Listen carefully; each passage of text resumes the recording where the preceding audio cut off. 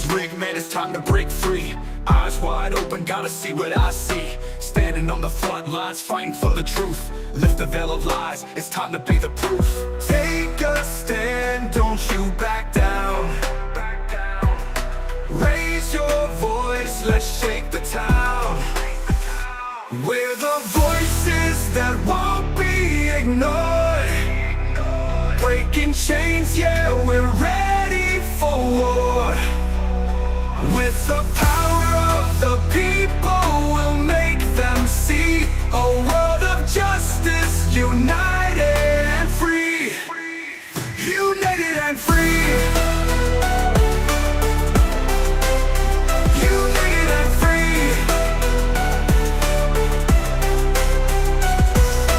Marching with a purpose, we're taking it higher. Fighting through the struggle, igniting the fire. No more silence, we'll make the noise loud. Together in this battle, standing strong and proud. Injustice fades when courage aligns.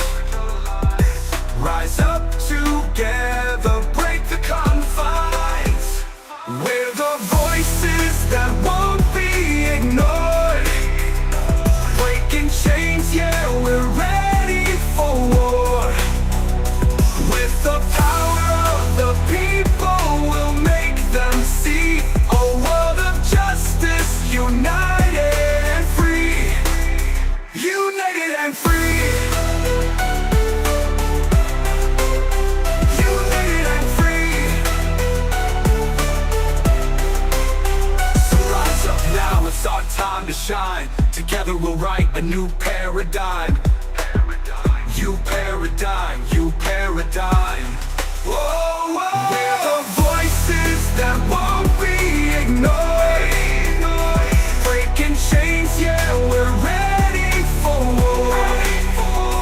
With the power of the people, we'll make them see a world of justice, united and free. United and free. Rise up now, it's our time to shine. United and free. We'll write a new paradigm, new paradigm. United and free.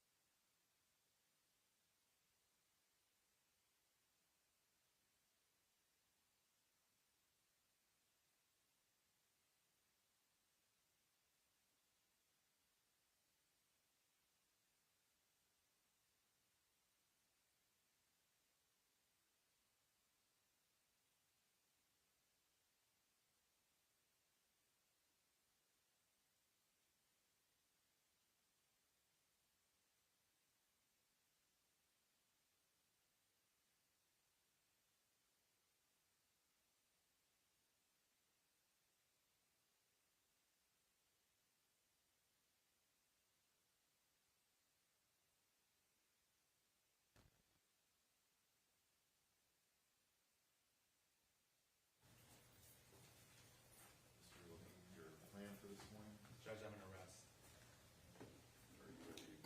Yes. Do we want to handle anything that we normally handle after the state rests now? And Yes. I'll let you rest formally in front of the jury. Ms. Thornhill? Actually, Mr. Hendry will be making the arguments. We're gonna do it right now. Sorry, I was setting my computer up.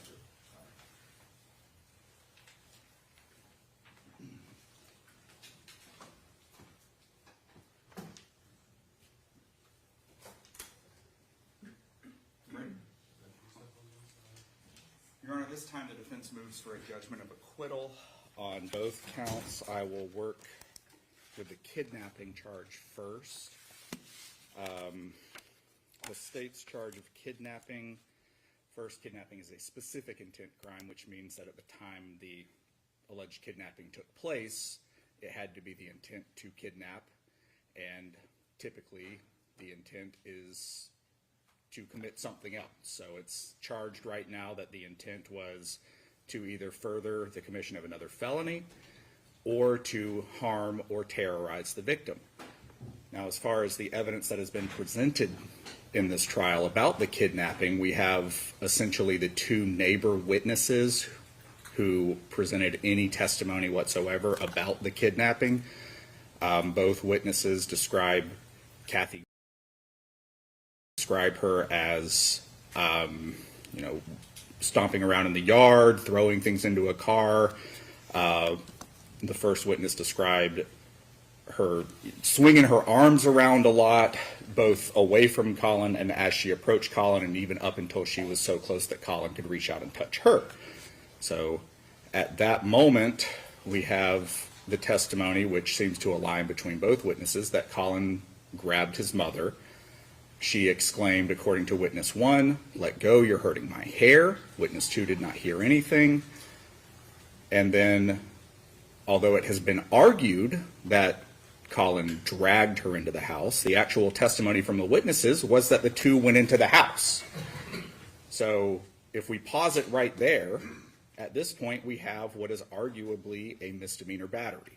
We have what could be a defensible touch on Collin's part, that he, in response to his mother swinging his arms in his face, reached out and grabbed her. And whether or not he had the right to do so, either way, it would either be a defensible battery or a misdemeanor battery.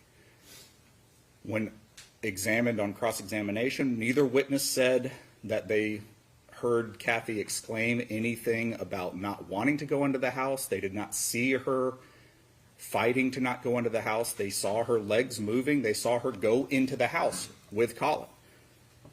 And that moment is what has been alleged and the only evidence that has been shown of a kidnapping. So at that point, Mr. Griffith's specific intent to kidnap has to have been completed. We do not have that in this case, Your Honor. We have not heard any evidence that there was any fight on Kathy's part, any unwillingness to go inside of that house in that moment. We know she didn't want to be touched at that time, that she said that you're hurting me. We don't know if she was upset about him having his hands on her. We do know that he was touching her too hard, essentially, is the evidence that has come forward. And again, that would be a misdemeanor, which would not be sufficient in any case to charge a kidnapping with. So we move on from there. What evidence have we heard in this case that is going to turn this from a misdemeanor battery to a kidnapping? Well, we ultimately have a deceased person in this house. We have, the fact that she is found in the house roughly an hour and 15 minutes after this incident occurred, with the yelling outside and the touch on the upper torso. And we have no evidence of what happened inside the house. We have no evidence that Kathy was not in that house, or was in that house against her will, that she remained in that house against her will, that she was not able to move in that house. The only evidence we have of anything that happened inside that house is the body itself, with the forensic evidence that has come into play from that, and Mr. Griffith's 911 call.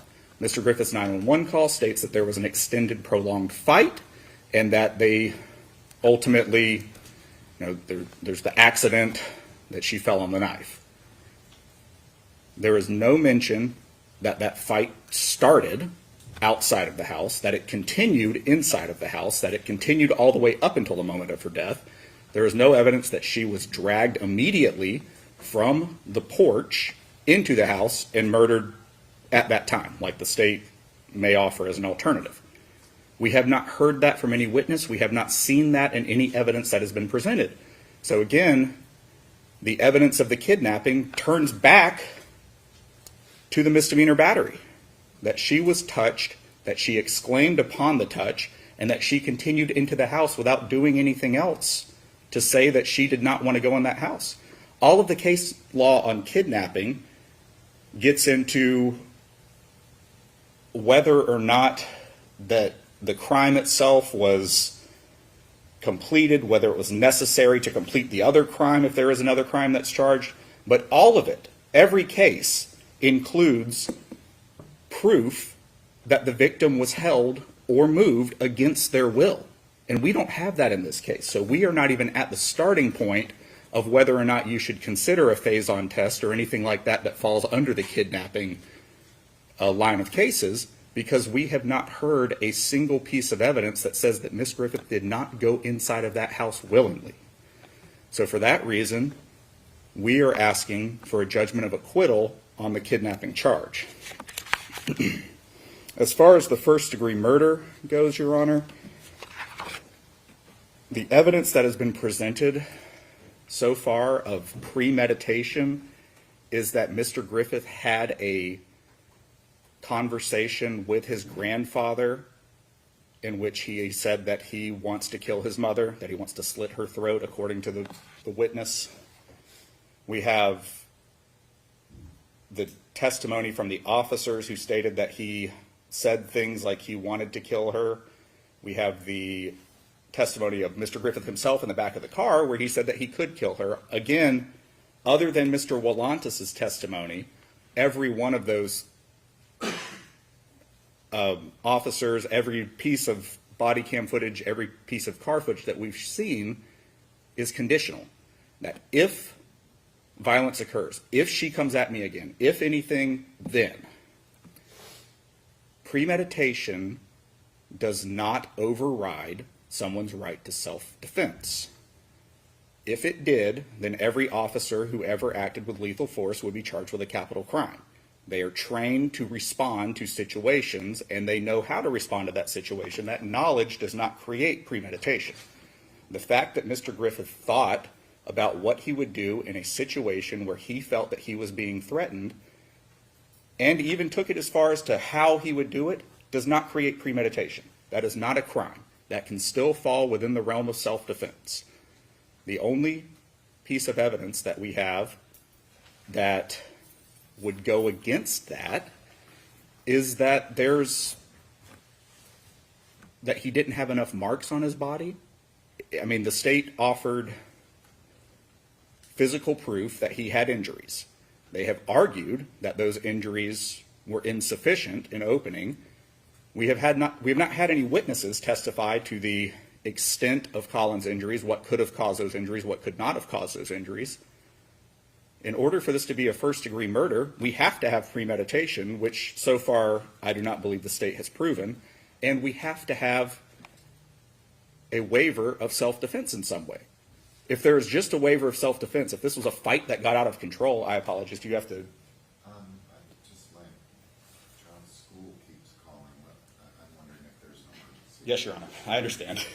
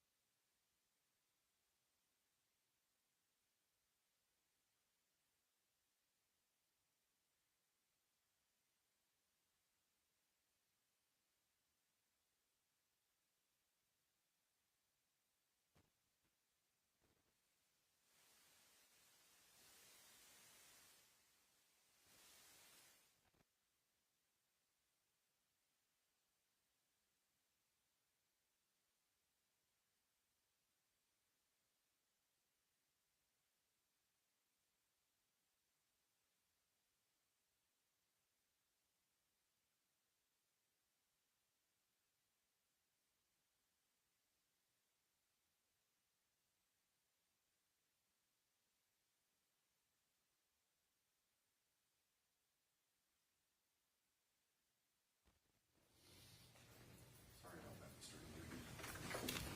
I just don't want to know if there's an emergency. I was just telling my kid gets absent, which I know.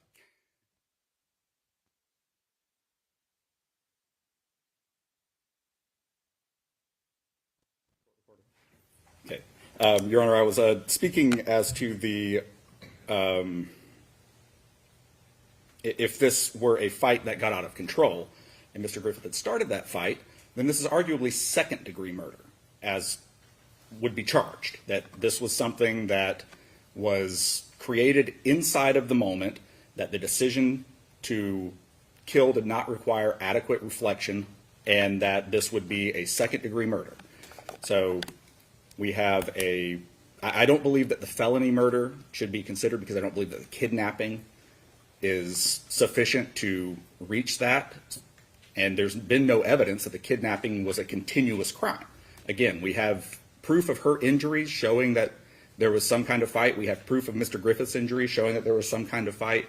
We don't have any proof that Mr. Griffith made a previous decision to kill in this moment, that this was orchestrated in any way by him. In fact, we have the opposite. We have Miss Griffith showing up at that house without permission to do so, being angry as soon as she gets there and never cooling off, according to the witnesses. At the time that she gets into his face, Mr. Griffith acts. From that moment forward, they go inside the house and it's unclear what happened. We have no evidence, we have no forensic evidence that showed what happened inside of that house to show that this was something that was planned, that this was something that was thought out, and that this matched any kind of a decision that Mr. Griffith had made. If anything, it is more likely that this fight escalated once the parties got back inside. This fight escalated, that there was at some point, someone gets a knife, and then Miss Griffith ends up dead. And to me, that is the realm of a second-degree murder. That is a standard fight that goes too far, and that is what the jury should be considering. They have not had any proof, again, that would rise to the level of premeditation. They have not had any proof in this crime that anything else would enhance this crime to a first-degree murder. This is a second-degree murder and a battery that happened beforehand. And it is arguably self-defense on either issue, but again, I will concede that by raising self-defense, we have created a circumstance where the jury has to make a finding of fact. So I'm not arguing that this entire incident can't be considered by them. I'm just arguing that it should not be a kidnapping and it should not be under the felony murder statute, and it should only be a second-degree murder.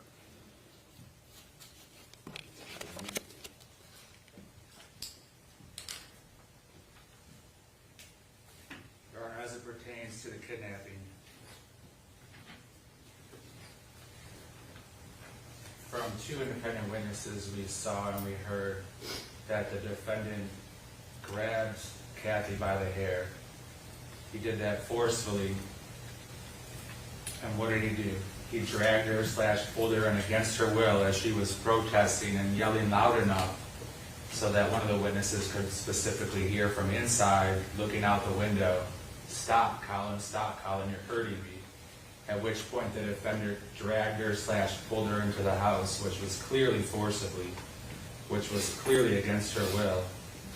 And then once he had her inside, of course, he confined and/or abducted her from outside into inside and/or imprisoned her.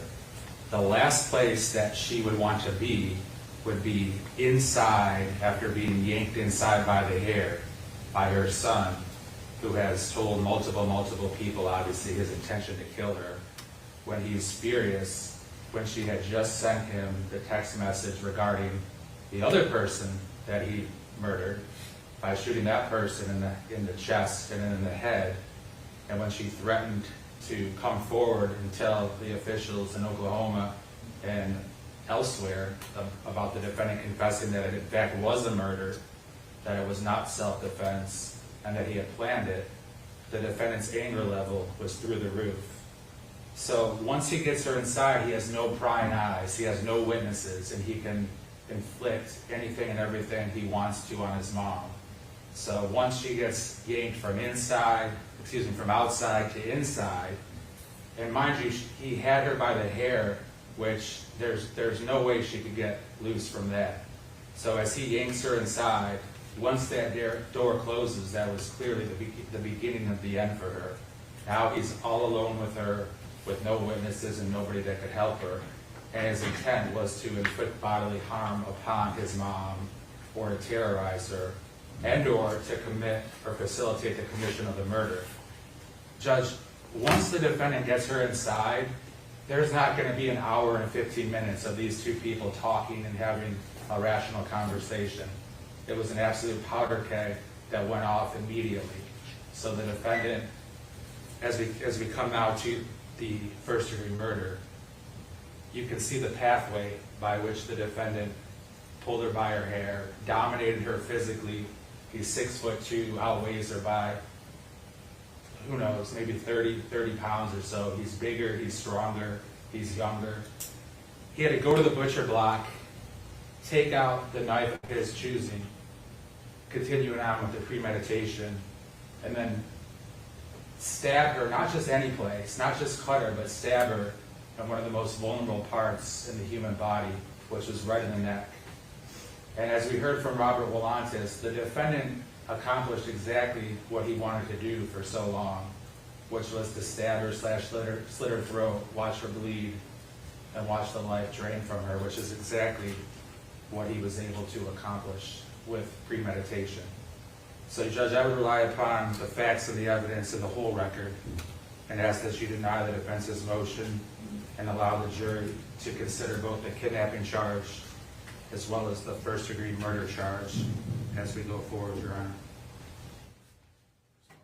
Your Honor, as to some of the arguments just made, first off, there's been no evidence of anger in the moment on the part of Mr. Griffith. We have the evidence from the neighbor that he was calm, that Kathy was irate, that she was flailing around, and that he reached out, but that his demeanor did not rise, like he didn't start, there was no evidence of rage or anything like that. So I know the state keeps using those words.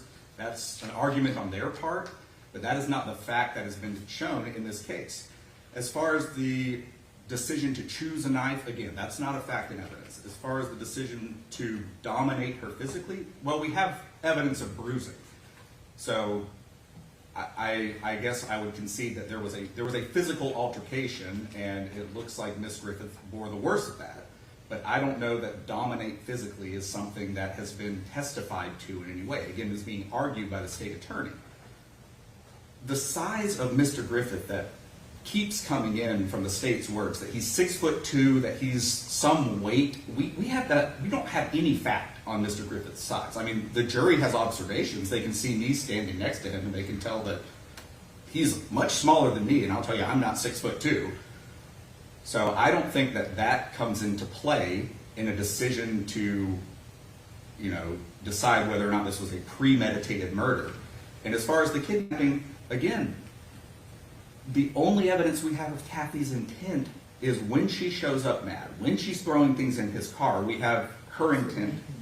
Yeah, and she had already gone into that house. I mean, she goes in, she comes out with stuff. That stuff was not sitting inside. So we have her not wanting to be pulled by the hair, but again, we don't have any proof that she was pulled by the hair. We have the autopsy of her body. We do not have a single shred of evidence that she was harmed in any way by a grasp to her hair. There's no bruising of her scalp. There's nothing like that that has been shown. So she said, "You're hurting me loudly enough to be heard." That's a battery. She did not say, "No, don't take me in there. I don't want to go in there. Stop." She was not dragged. I asked the witnesses specifically if her feet were going up the stairs, and they said yes, that she was moving her own legs, that she went into that house. So I understand the state's argument that they are making, but it is argument. They are not using the facts that have been shown. And the fact is that this is not a kidnapping. This is a misdemeanor battery, and then a fight that happened inside, and that fight led to a death.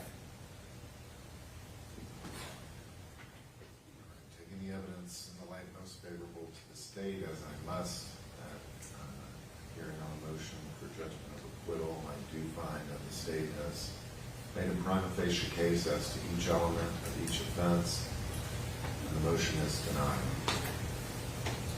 Is there anything else we need to discuss before we bring the jury in? Judge, when do you usually do a jury instruction conference? After everyone rests. Okay. Was there something in particular you No. wanted to address now? No, Are we ready for the jury? I believe so.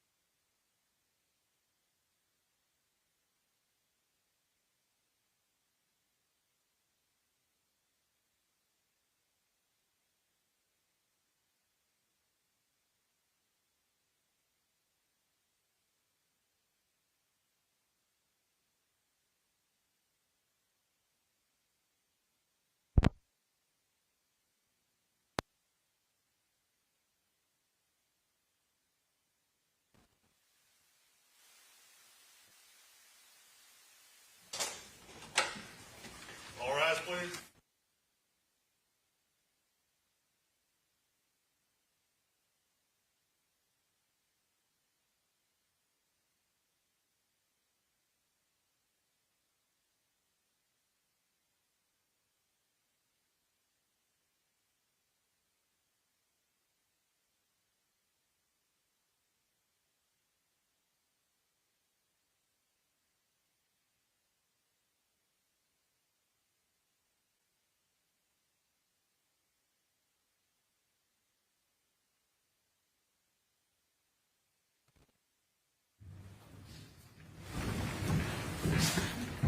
Good morning, ladies and gentlemen. I hope that you had a restful weekend. And thank you again for your service in this case.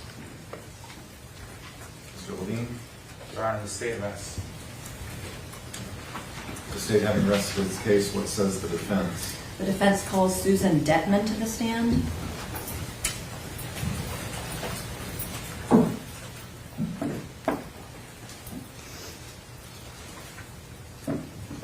This way, man. Sorry. Step right here, raise your right hand, be sworn by the clerk. Do you swear or affirm that the testimony you give in this case will be the truth, the whole truth, and nothing but the truth? I do.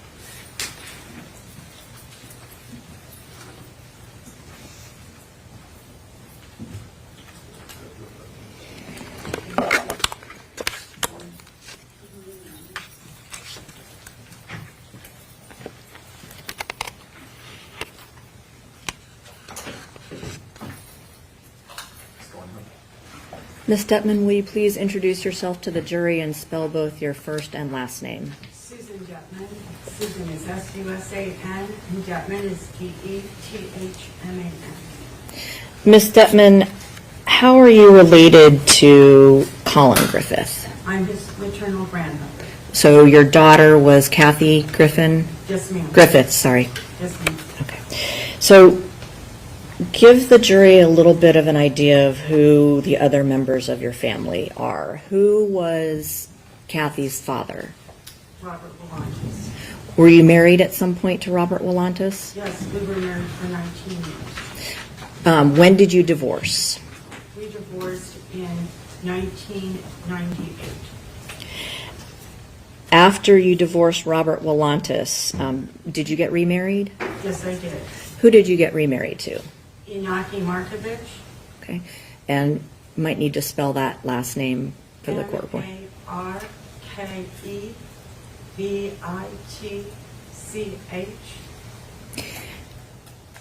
Ms. Detman, who are your children from your marriage to Robert Willantis? John Paul Willantis, Kathy Willantis Griffith, and Christy Willantis Rooney. Did you list them in ascending order of age, youngest to oldest? The youngest to oldest. Yeah. Okay. Do you have another child? Yes, I do. Who is that? Kevin Markovich. And that's from your marriage to Mr. Markovich? Yes. Now, Kathy, obviously Collin was Kathy's son. Did she have any other children? Yes, she had an older son. He's still alive, Christopher Ray Griffith. How old is he? He is 24. I want to ask you a few questions about Robert Willantis, your ex-husband. When you divorced in 1998, who got custody of your 3 children with him? I did. And since 1998, has Robert Willantis been a big part of your life? No, except for the custody battles we went through. What about, are you aware of his relationship with any of the 3 children that you had with him? He didn't have a relationship once he was not granted custody of John Paul. He didn't want Kathy, considered Kathy to be damaged goods. He only sued for John Paul. Okay, but what was his relationship like with his children after the divorce? He didn't have a relationship at all until Kathy divorced and she reached out to her dad. When did Kathy divorce her husband and the father of Collin and Christopher? 2019, if I remember correctly. It was like December of 2019 when they filed. And I think it took a couple months for the divorce to actually take place. Okay. Now, we saw pictures of Robert Willantis on a trip with Kathy. Yes. Tell the jury about that trip, what you know about it. So Kathy wanted to meet the biological Robert's mother, the biological grandmother, because Kathy had many medical problems. So she asked me, she said, Dad said he'll take me to California to meet his mom. They lived in Anaheim. The mom lived in Anaheim, California, but you'll have to pay for it. And I said, okay. I said, just please try not to do anything too expensive. And I'll see what points I can use for the hotels. And fly over there. You guys don't need a rent-a-car. You can use your dad's car if it can make it to California. If not, then we'll get a rental car. So, Ms. Detman, did you in fact pay for Kathy to go on this trip with Robert Willantis? Yes.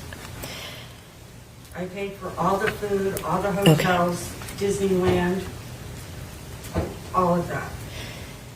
And when was that trip? That was before she got Collin back. So before 2023? Yes. After 2019, though? And after COVID was over with. Okay. So I believe it was 2022. Are you aware of any other trips like that that Robert took with his other 2 children? No. He didn't really have communication with them.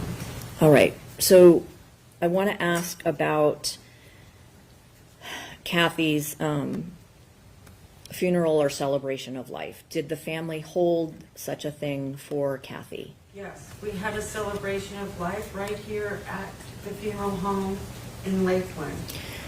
Was she actually buried or was she cremated? No, she was cremated. She had conveyed to me, as well as to her sister and brothers, that she never wanted to be put in the ground. She wanted to be cremated and later taken back to the ocean in Key Largo, and her ashes be put at the Jesus statue that we have under the water in Key Largo. Has that been done? No, we're going to do that this summer. Where are Kathy's ashes right now? Right now, they're at Christie's house. Was Robert Willantis invited to the celebration of life? No, he was not. Why not? Robert tends to be very disruptive. He has difficulty with truthful manners, and we just did not want to have more lies and disruption. The final time that we could say goodbye to Kathy.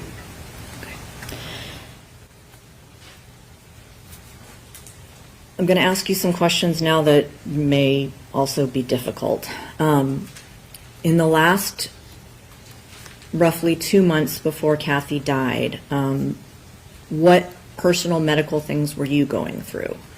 So in the last part of June, I was diagnosed with stage 3 colon cancer. I had to have part of my colon removed and an ostomy put in place. After you were diagnosed and had your surgery, did you have a fight with Kathy over Robert Willantis? Yes, I did. Kathy was very adamant that she wanted Robert to take care of me, that I needed to pay for his flight from New Mexico to Lakeland, get a hotel for him for 2 weeks, and get some sort of a car, and even pay for his food. And I told Kathy, I said, that's ridiculous. He hates me. I don't want to be hurt by him. Plus, has lost his nursing license. I want a real nurse that has... Okay, hold on. I'm going to just object to all these collateral accusations. Ms. Detman, as a result of you not wanting to follow Kathy's wishes as far as Robert Willantis coming here and taking care of you, did that cause a break in communication between you and Kathy? Yes, she refused to talk to me. She blocked my phone. She told me if I came over to the house, she would have me arrested for trespassing. She said, you can contact Collin, but you can't contact me. And that, okay, I'll move on from this. Mr. Willantis on the stand mentioned that Kathy got Collin a second phone, and that must have been what Collin used to talk with Mr. Willantis on the phone every week or every other week. Tell the jury what you know about a second phone. The second phone, I purchased a second phone when Collin came to live with me in the January, February time period, the first time she threw him out. And I couldn't leave a kid in the double wide by himself without a phone. Plus, since I didn't live... Hold on. Why didn't Collin have a phone with him when he went to live with you in January of 2024? Because Collin and I were at the Mexican restaurant in Port Charlotte. Kathy and Collin and I were supposed to go. When I got there, Kathy said, no, I don't want to go. And I said, come on, at least have some nachos or something. No, I don't want to go. And I said, can I take Collin with me? Sure. So while we were at the Mexican restaurant, she called me and she said, don't bring Collin back. I never want to see you or Collin again. And the phone that Collin had at that point, where was it? It was at Kathy's house. Okay, so you brought Collin to The double wide in Arbondale, And I didn't even have internet because, of course, I wasn't there all the time. So if I needed to, I'd hotspot my computer. I didn't want an extra expense for internet or cable or any of that. And so I realized I couldn't leave Collin here without a phone. So I told him, I said, we're going to have to go to AT&T and get a phone for you. And I even got a 786 area code because that's the area code that I have in the keys. And that second phone, did Collin have possession of it from January of 2024 all the way up until September of 2024? No. He only had possession of it for that small amount of time from when he came to, which would have been, it was either the end of January, the beginning of February. He had possession of it there, and then when he left, he took it, and I immediately got it by that weekend. Okay, I'm actually going to show you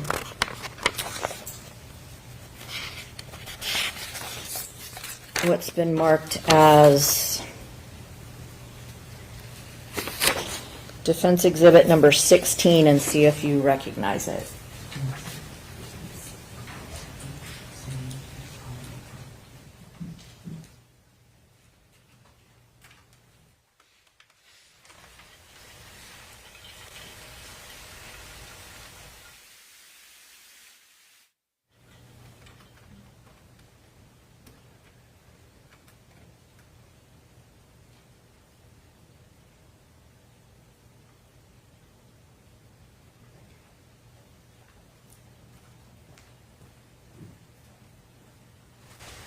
Look at that and see if you recognize those messages from January of 2020.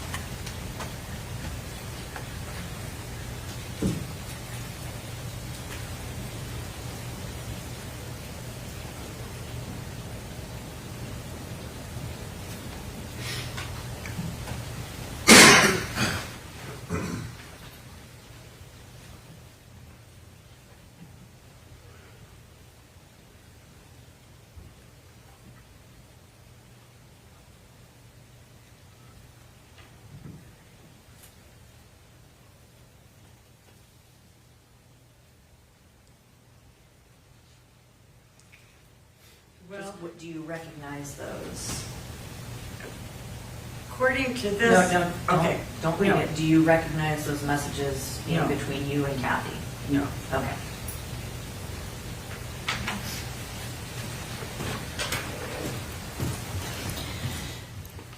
Do you remember there being a period in January of 2024 where where Collin was with you for several weeks and Kathy didn't remember that he had gone with you?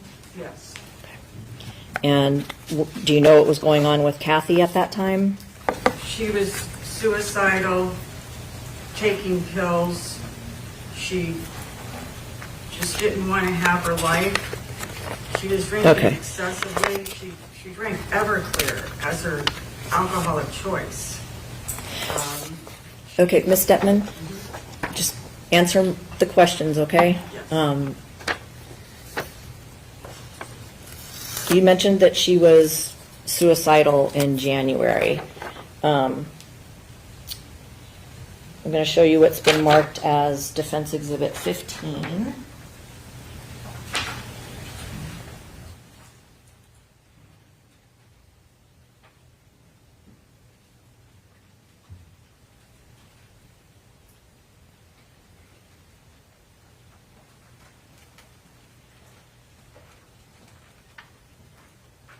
See if you recognize the subject matter of those texts.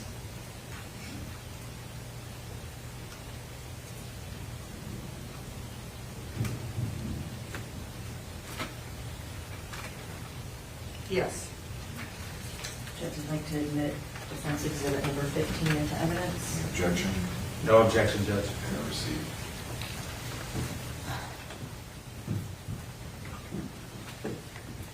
Ms. Detman, Defense Exhibit 16 dated February 5th of 2024, and the blue text at the top, was Kathy's number 941-258-0963?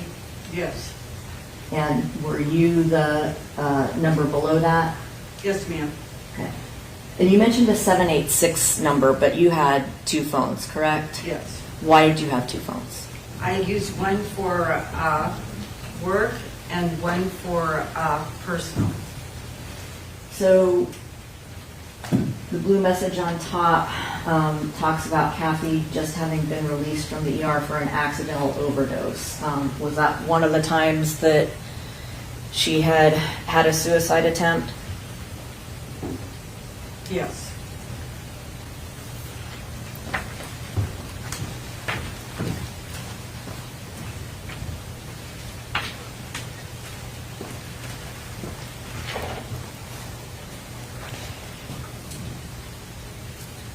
So the phone that you bought for Collin in either January or February of 2024, and I'm sorry if you already answered this, but he didn't keep that after the brief period that he lived with you then, did he? He went home with it and I had it back on the weekend.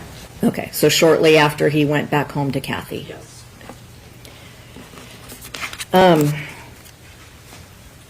So Kathy, it sounds like off and on had estrangement from various family members. Yes. You mentioned that you and she didn't speak for quite some time after your cancer diagnosis. Had she cut other members of the family off at other times in her life? Her and John Paul were not speaking. Do you know why? Yes.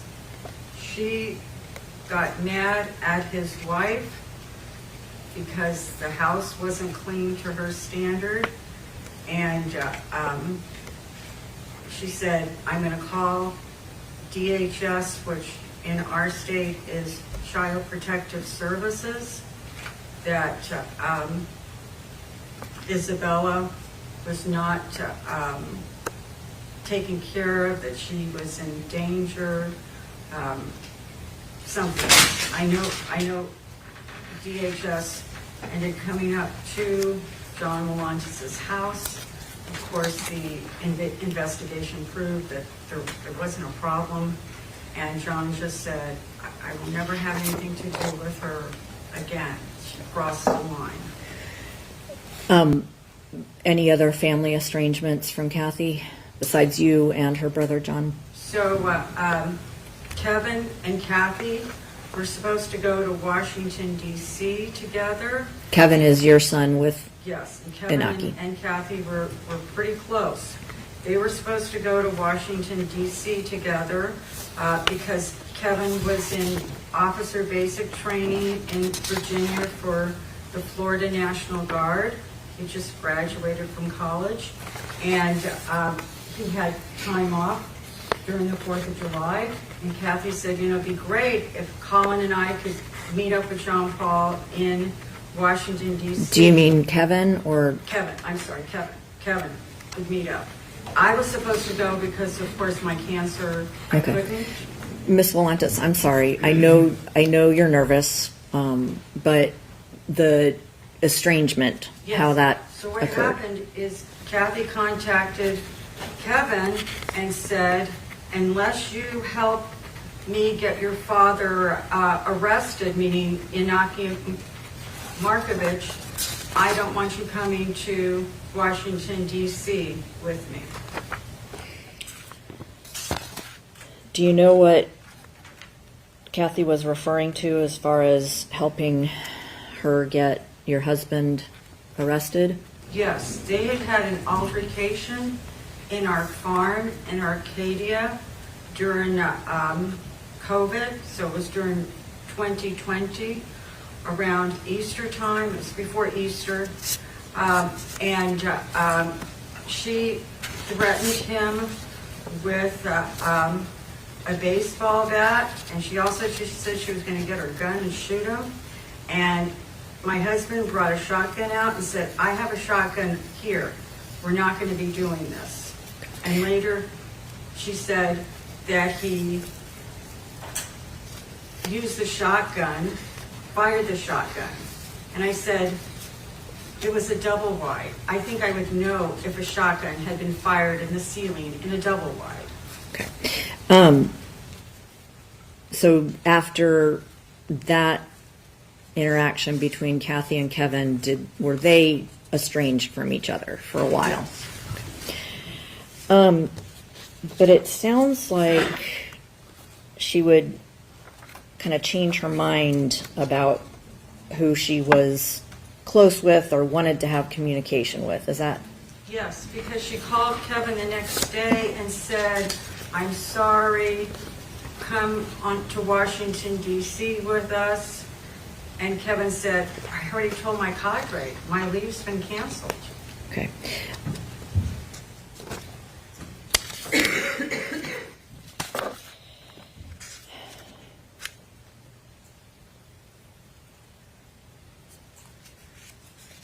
Are you aware of threats that Kathy had made to commit suicide?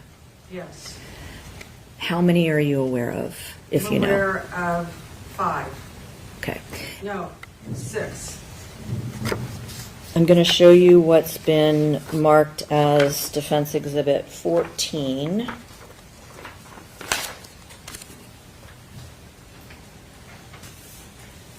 See if you recognize this. Yes, I do. I'd like to admit Defense Exhibit 14 into evidence, please. Objection No objection, Judge. will be received.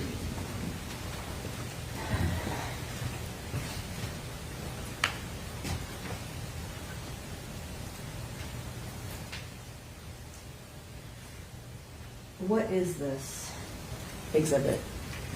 I wasn't sure if Kathy showed that to me. I wasn't sure if it was blood or a magic marker because I didn't see it physically. She said that it had something to do with a song she was listening to. And she was upset because of the divorce. And you can't quite see it now, but did you see a video of, so you can see the triangle for play. Had you seen the actual video of this? Yes. In it, can you see what's written on the left side of Kathy's arm? I mean, you can't see it right now, but do you remember what it said? I don't remember what it said because it was just so horrific that that she was doing this to herself. I'm coming up here, so don't forget to give it to the clerk. Have you actually called law enforcement on occasion when Kathy made suicidal statements to you? Yes. All right, so you said you know of about 6 threats. What about actual attempts by Kathy to kill herself? Or was that the 6 and I misunderstood? Those were the 6 attempts. Okay. Can you describe some of those for the jury? Yes.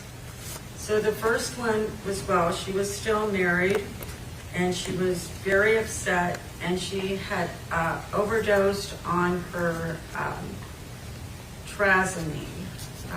And she told me, I was in Key Largo, and she lived in Key Largo at the time. And I said, I'm going to have to take you in right now to emergency room. You're going to die. And she said, no, I'm not going in. Ms. Detman, it's okay. You don't have to give all of those Okay, I'm details. sorry. That's all right. I understand. So that was one attempt. What about other attempts that you're aware of? So the second attempt was when she was in Port Charlotte. I had to go over the fence and open the sliding glass door, and she was in her bed, all dressed in black, and with a revolver in her hand. And had she done anything with any medications that Yes, she time? had overdosed on the oxycodone. Did she end up going to the hospital that time? Yes. Any other attempts that you remember? Yes, yes. There was another attempt with oxycodone again about 4 months later. Then there was an attempt with medication and Everclear. The second attempt, she went back to the emergency room and was admitted, Baker active. The third time, when I called Port Charlotte Police, they got there and said, she appears fine to me. If she wants to drink in her own house, that there's nothing we can do. And then the most recent time was just in August of this year, August 21st. She called me and said she had overdosed on metoprolol, her heart and blood pressure medication, because the other ones didn't work. So she said, I did that. And I said, have Collin take you to the ER. No, I don't want to go. Have Collin take you. Finally, I talked Collin into taking her to the emergency room. So, to your knowledge, Collin was home when she overdosed and actually had to drive her to the Yes. emergency room Yes. in August of 2024. Yes. You mentioned that Kathy had been Baker acted. Was that more than one time? Yes.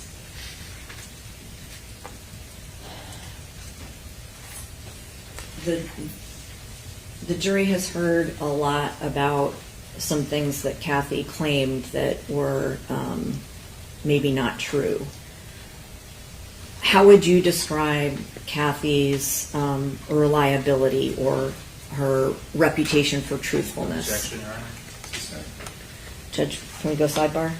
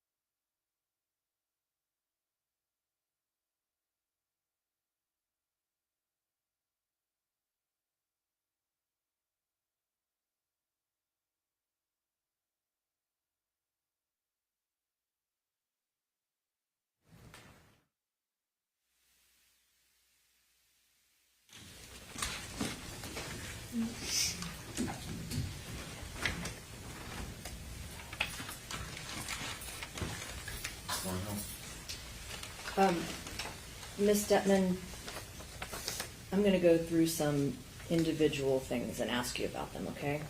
First, I'm going to approach with defense exhibit number 17 as it's been marked.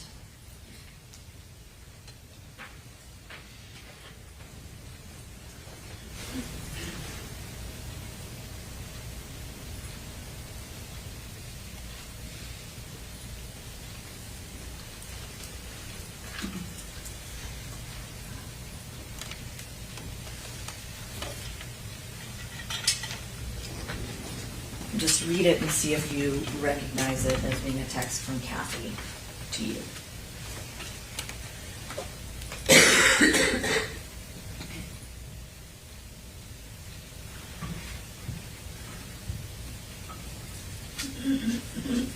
Do you recognize? Yes, I do.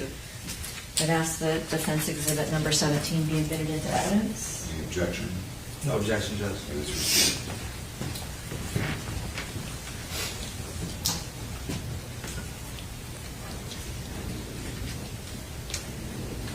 In this text from June 27th of 2024, Kathy says that she was here and pressing charges, going to 77 Hewitt Drive. That's your address, correct? That was the address in Auburndale. Okay.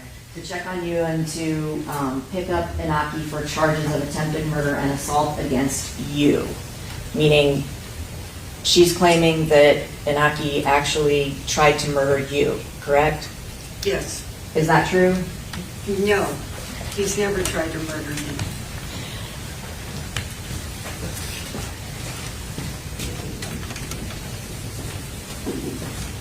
So that's something that Kathy threatened and claimed that just simply wasn't true, right? Exactly. Yes, yes, Has she done that on other occasions, make things up? yes, yes. She made up that I was diagnosed with Lynch disease, which is it's an auto-recessive disorder where people have to have, they're more prone to cancer. So she said that her insurance company was forcing her to have a hysterectomy because of that. She also told Christy, and Christy was so distraught. Okay, Ms. Detman, I'm I'm sorry. sorry. No, it's okay. I understand. So she made up that you had a disease that you do not in fact have. No, I verified with my oncologist that I didn't have. She also made up that John Paul Volantis had been neglecting his child, right? Yes, Has she ever made anything up about Robert Volantis? yes. What did she make up about Robert Volantis? When she was younger, she said that Robert raped her. And how do you know that that's not true? It went to court, so Okay. I don't know. I only... Did she ever tell you that she had made it up? Oh, yes. Later, as an adult, she told me she had made that up. Did she say why she made it up? Yes, because she was mad at the situation between Robert and I. Okay.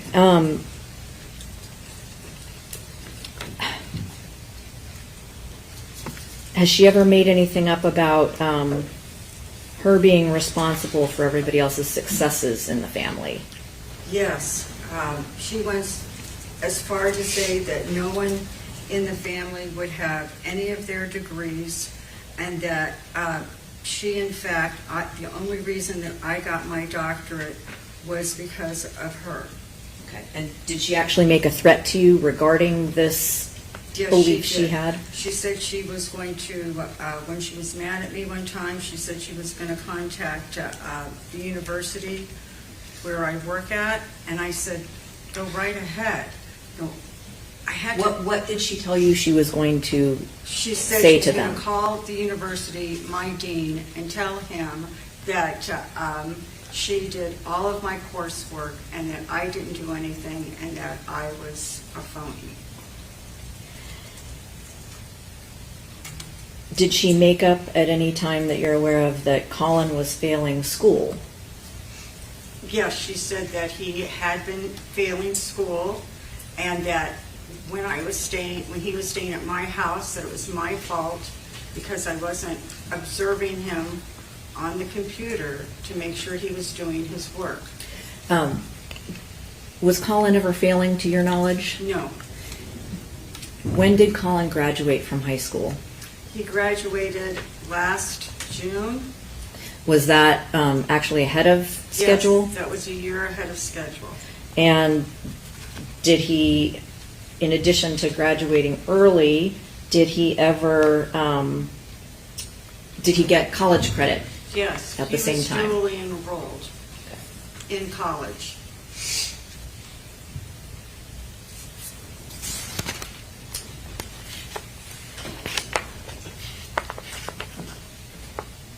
You mentioned earlier that you had paid for some trips, the trip for Kathy to go visit Robert Willantis and meet his mother. Did you pay for other trips for Kathy? Yes, the cruises that they went on, I paid for. And the other trips that the jury has seen pictures of Kathy and Collin, who paid for all of those trips? I did. Did you also have, you mentioned points and using points for things. That's our DVC, our Disney Vacation Club, as well as I have points through Hilton Honors.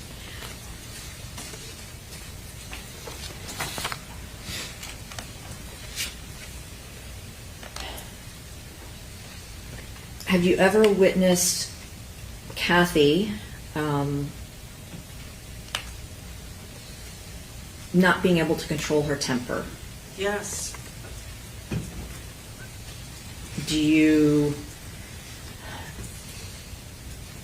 Can you describe some of those Yes. times? She went at, Your Honor, if we may approach for a moment. Another sidebar, the headset that Mr. Griffith is using is on mute somehow. I can't figure out how to unmute it. Does it not have a, It doesn't appear to have any buttons on it at all, but I may not just know how it works. I'm certain that it's plugged in? It indicates that it's on mute. It has like a little, that's the one I've been using.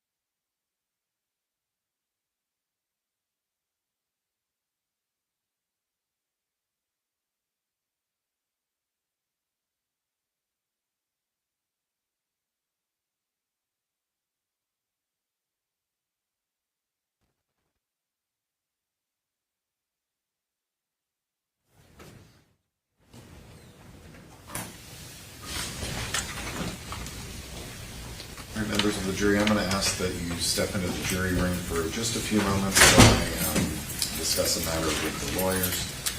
We'll be with you as soon as we're done. All rise, please.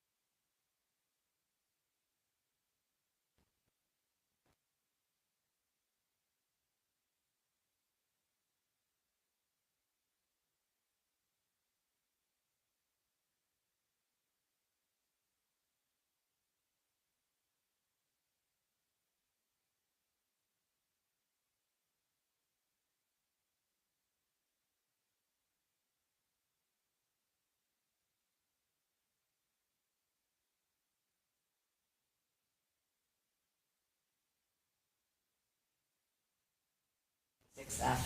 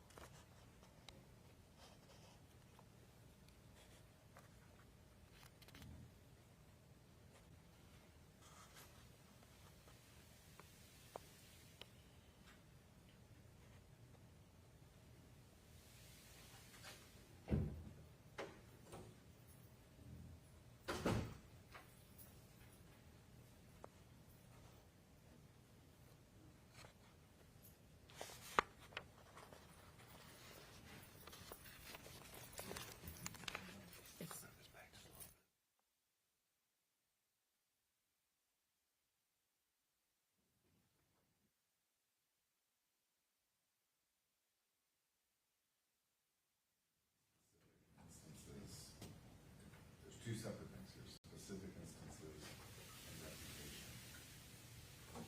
Specific instances would need to be known to the defendant as far as I read the instructions. As for reputation, there are two instructions, one when the reputation is known and one when it's not, but it's offered to prove that the alleged victim acted in conformity with that reputation, which is, I need you to talk me through how you're doing that, or are you not using that? No, I think it is relevant because the defense is that Kathy grabbed the knife in the house in Auburndale, and that fits with past instances where she pulled a gun on Collin, where she attacked Inaki with a baseball bat and said she was going to get a gun, where she pinned her then husband against the house with a car, that she stabbed her husband and burned him, and those were in front of Collin, and she has independent knowledge of those too. So those are the specific instances. Judge, I have nothing further to elaborate on besides my objection in the hallway And I object to anything that will be contrary to what Your Honor just read in the jury instructions, Your Honor. It might be I don't know, it might be a question by question journey to see what, if anything, is admissible or relevant based upon the application of the question asked by Ms. Thornhill, the jury instruction differentiating between, as Your Honor pointed out, the reputation or things that the defendant has to have been present for, have personal knowledge of, and Ms. Detman, depending on how narrow, or maybe I should say how wide her answers are going to be. As far as her reputation, it's my understanding that her reputation within the family was for being dangerous and violent, and people were scared of what she might do at any given moment. So I was going to ask about both. All right. While I understand the community, for purposes of this type of reputation evidence, may be narrower, you're still going to need to lay that predicate. Sure. This is a family of estrangement, after all, it seems, so.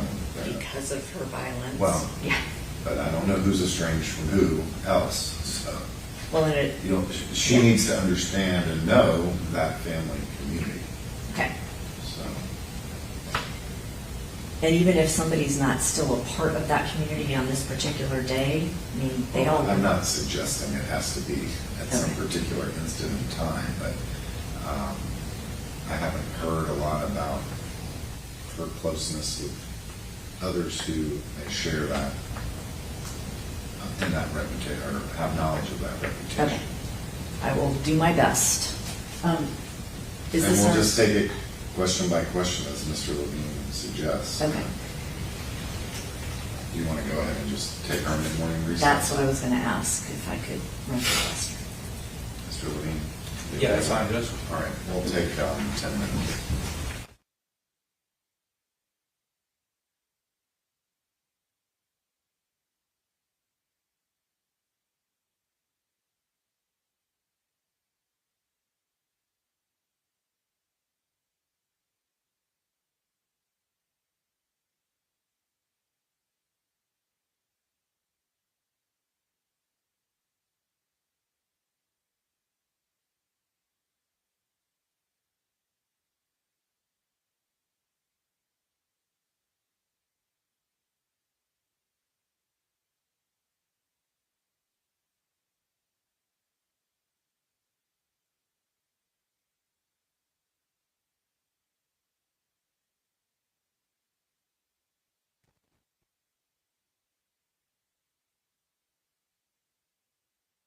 A lot of times he needs like a shock. That work? Good. Yeah.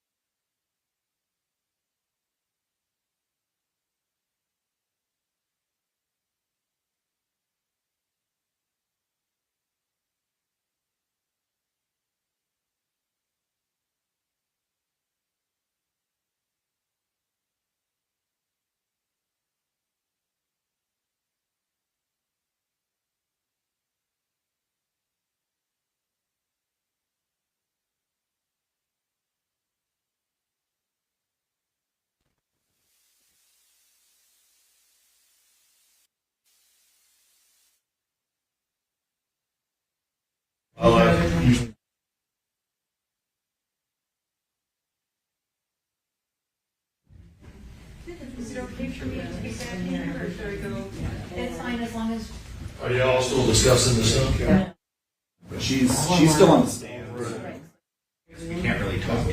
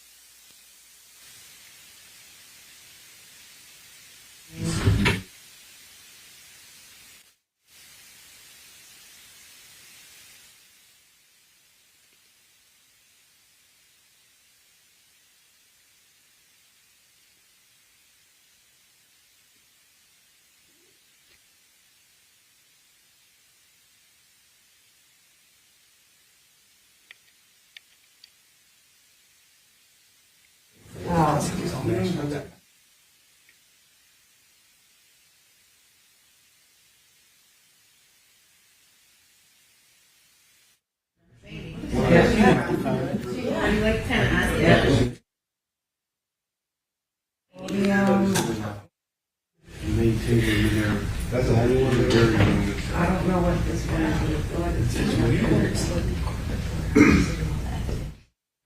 The court reporter from somewhere. I just can't imagine it because we've never. No, I would do it.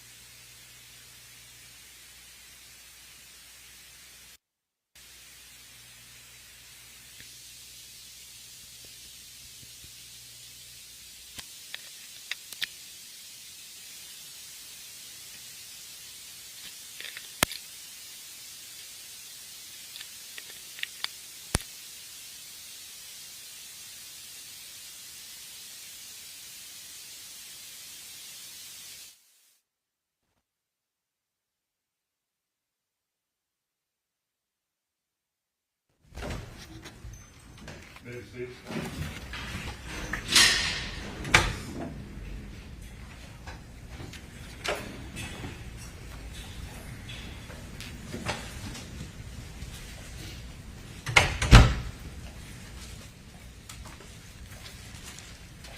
We're back on the record. Defendant is present with both lawyers, state's counsel is present. Are we ready for the jury? Yes, sir. All right.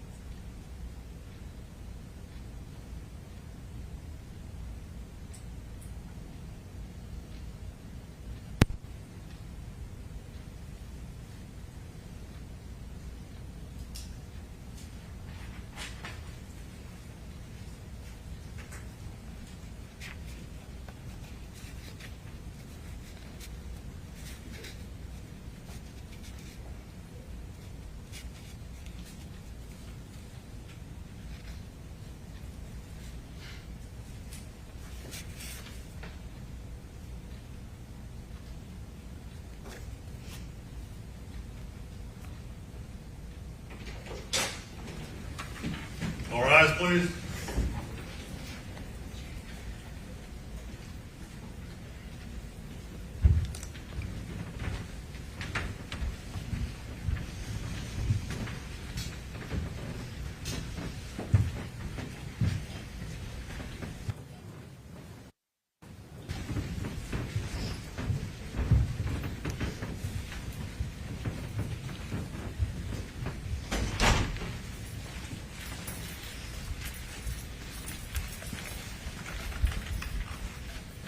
Please be seated.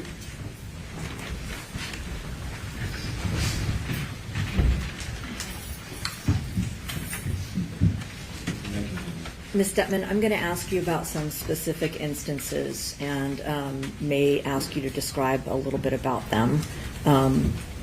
So starting with, are you aware of Kathy having pinned her then husband to the wall of the house with her running car?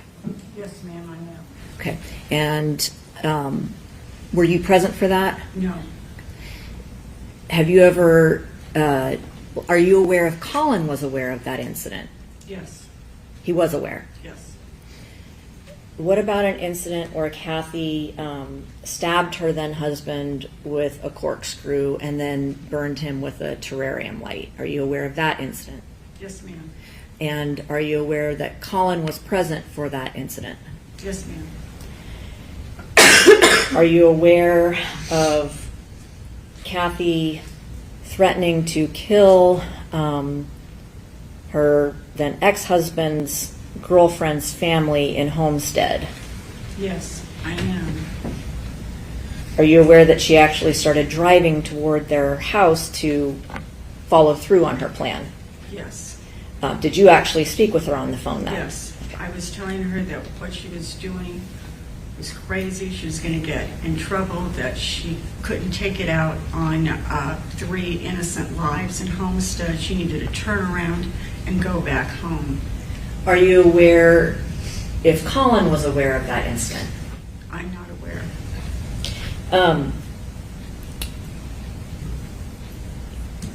The incident where you said Kathy attacked your husband with a baseball bat. Yes, Are you aware if Collin was aware of that incident? I'm not aware of that. And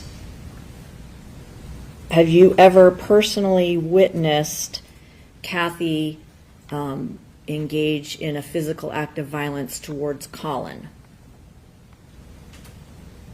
I know that there was a fight at the house in Port Charlotte, and the fight started because she was beating him with a belt and making him do push-ups, sit-ups, push-ups, and then holding a weight above his head while he was running in place. Okay. When you say that she beat him with a belt, were you actually there for Yes, that? I was, and I tried to stop it. Right. What about, are you aware that Kathy pulled a gun on Collin? Yes, and then later she said that originally she denied it, then she said yes. She pulled out the gun and handed it to Collin and said, just kill me, shoot me. So she actually admitted that Yes. to you. Yes, And obviously Collin was aware of that because he was the one who was present with her. yes, and Corporal Rendas was aware of that also. How was Corporal Rentas aware of this? Because he and I and Kathy were talking about that. There's a difference when you take a gun out and give it to somebody and say, here, kill me with this, versus somebody pulling a gun out and putting it to their head or to their chest. And so Corporal Rentas was a part of this conversation where Kathy admitted she pulled a gun, Yes. and she said she handed it to Collin. Yes. Did she ever admit that she actually threatened to kill Collin with it? No, she never did. Within your family, you've talked about some of the family members. Despite some of the estrangements that Kathy had, would the family sort of maybe not talk to her for a while and then everybody would come back together, take trips together? I mean, I was the constant in her life. My oldest daughter didn't talk with her while she was married. okay, what I'm asking about is, did the family talk about Kathy with each other? Yes. Okay. And whether or not Kathy was estranged from anyone at any one particular moment, did the family continue to have discussions about Kathy? Yes. And was there, did Kathy have a reputation within your family as being violent? Yes. Did she have a reputation as being unpredictable Yes. and volatile? Yes. Despite all of this, did you still love Kathy? Yes, very much, very much. I always wanted to help her.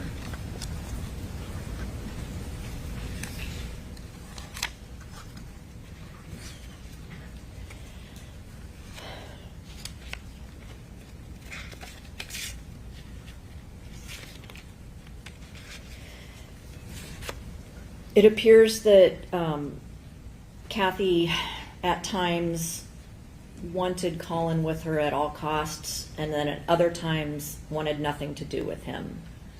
Yes, when she had Collin back for about a month, she spoke with me and she said, Mom, I have to get up every morning at 6 o'clock, take him to school, and then I have to go back and pick him up. And I said, you don't have to, let him ride the bus. Okay.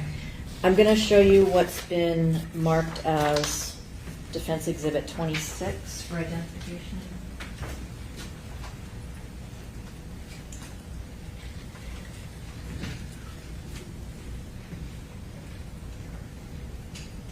Sorry, what number is that? 26.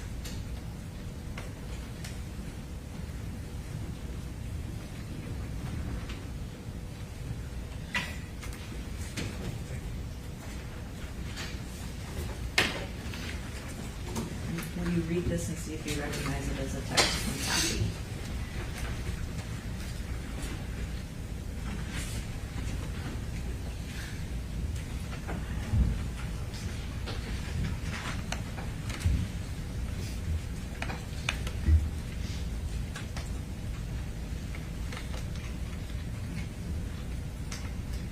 Yes.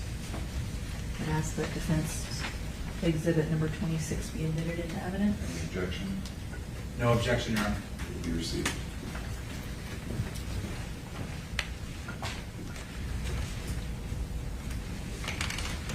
In this particular text, is Kathy saying she's done with this, and she can't take Collin to school anymore? Yes.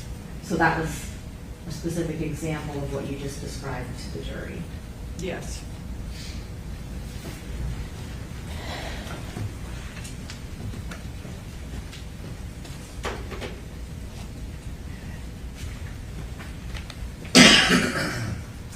As part of this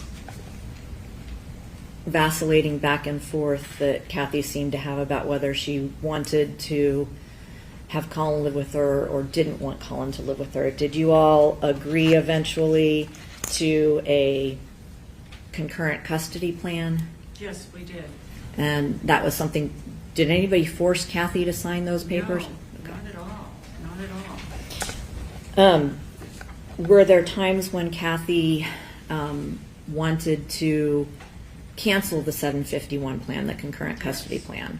Yes. And then would she change her mind back?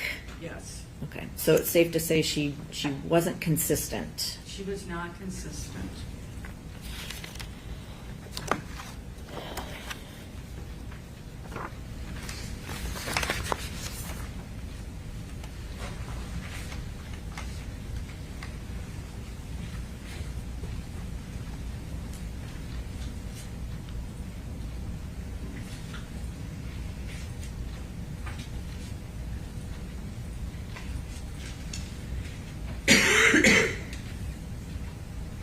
Obviously, Kathy owned a gun, right? Yes. Okay.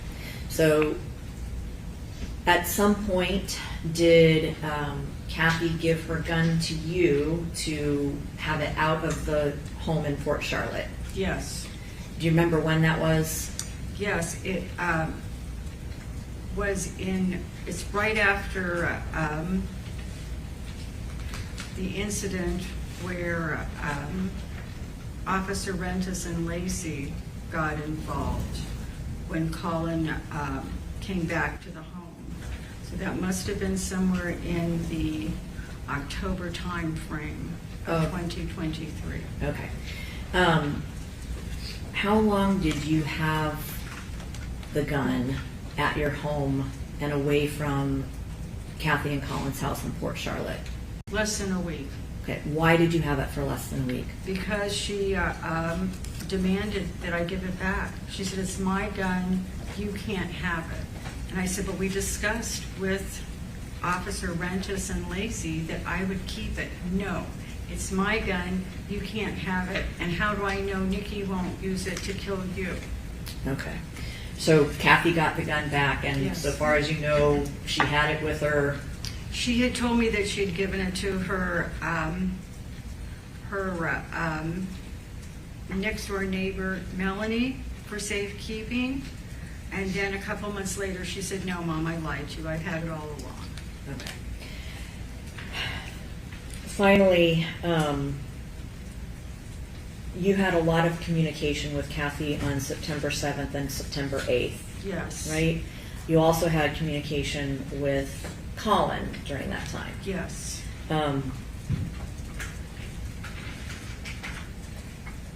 Did you allow Collin to go to your house in Auburndale when Kathy kicked him out? Yes. And why did you allow that? Because a child can't be just roaming around the street by himself. Collin told me he didn't have gas in his car. You know, he had like half a tank, that was it. He didn't have his phone. He was using his computer somehow to talk with me. I told him, I said, "You have to get to Auburndale before dark because otherwise the gates will be closed. During the day, the gates are open. And go in through the back sliding glass door because you know there's no lock on the back sliding glass door. And I will be there Sunday. Don't talk to anybody and don't leave the house. At some point, obviously, Kathy, as the jury's heard on some videos, was trying to find out if Collin was actually at your house. Yes. When did she finally discover that he was at your house? I let her know around 11 that night. On the 7th, so Yes. Saturday the 7th? Mhm. And how did she react? She said, "You lied to me." And I said, "I told you I didn't know if Collin was there." I said, "Because I don't want you going over there and grabbing him. You just threw him out. Give him some time, give you some time. Let's not have a huge problem associated with this."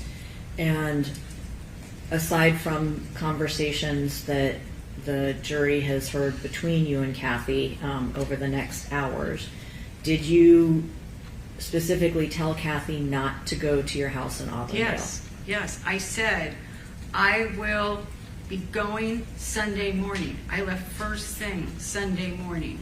I was going to leave right then, but I was so tired and I have difficulty seeing in the dark that I thought, no, it's better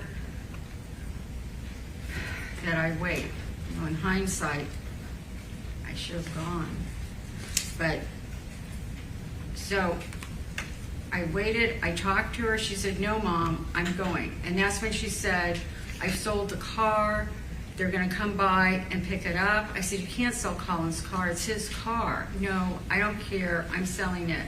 I'm turning it into his probation officer for not, because he's not allowed to leave the county," which when I talked to the probation officer, I found out that Kathy had told them that I had terminal cancer, so therefore Collin could come and visit me anytime I want.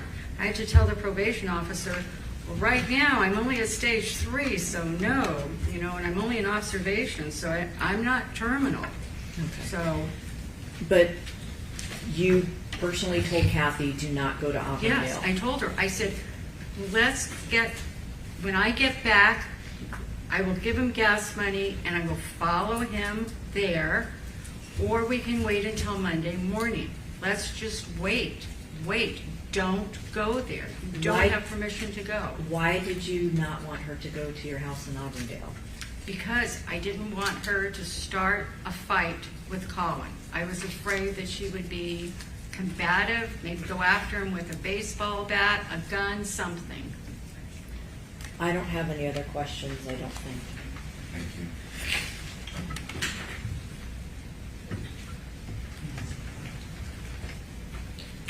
I don't have any other questions, but Mr. Levine does. Mr. Levine? Thank you, Your Honor.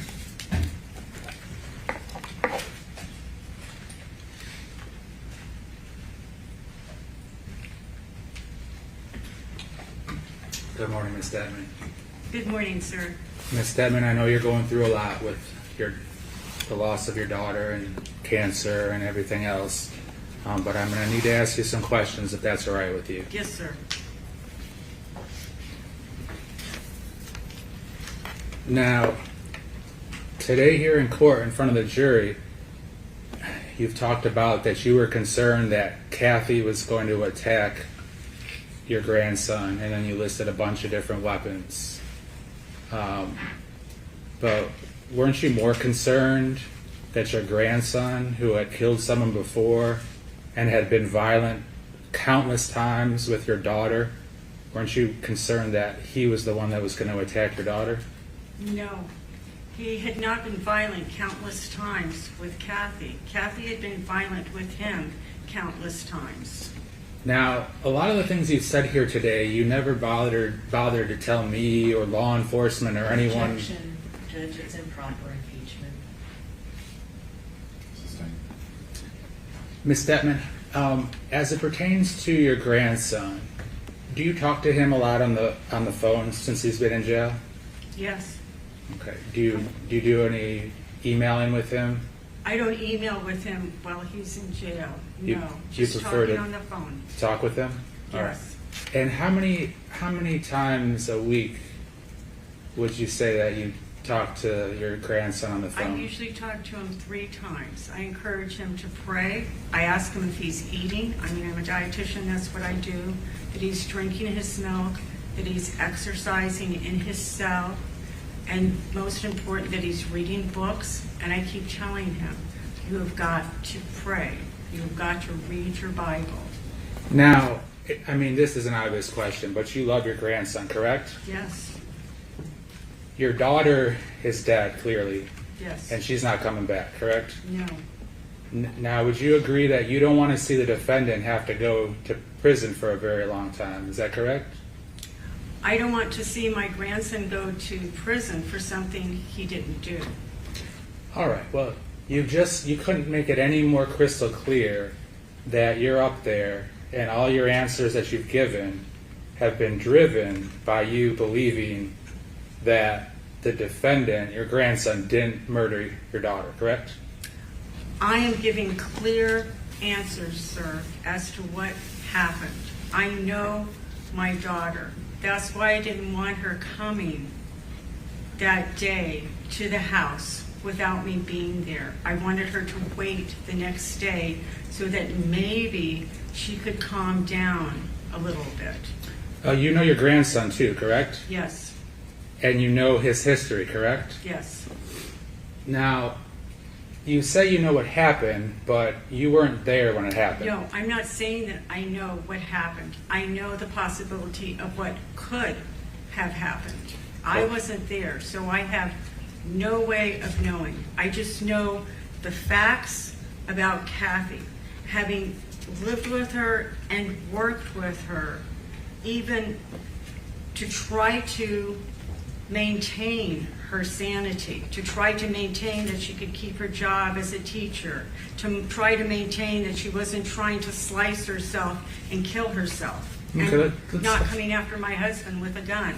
Okay, let's talk a little bit more about Kathy. Now, it sounded like she had some mental problems. Is that correct? Yes, Now, you would probably agree that it didn't help that she got impregnated when she was just a child, correct? she was 13. She got impregnated when she ran away from the Hope House, and they found her in the hotel with her boyfriend. It didn't help that her father called her F bitches and that she was damaged goods, and he didn't want anything to do with her.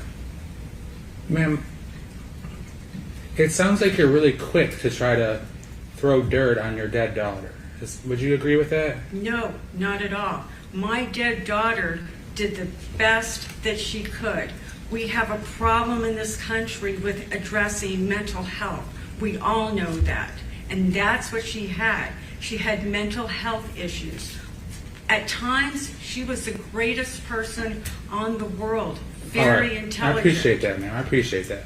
Now, your daughter worked as a teacher for many, many years, correct? Yes, she did. And her students loved her, correct? Yes, they did, for the most part. I mean, as with any teachers, you're going to have some students that, I mean, I'm an educator myself. You're going to have some students that don't. For the most part, yes. And she cared about her students, correct? Yes, she did. She had a passion and a love for teaching. Yes, she did. And she taught, predominantly she taught English, correct? Yes. And she cared so much about her students that at a certain point, she let one of her students move in when she was married to her ex-husband, Chuck, correct? Yes. And then, unfortunately for your daughter, Chuck took advantage of this underage student, is what is believed to have happened, correct? And Judge, I'm going to object to the relevance of all this. Approach.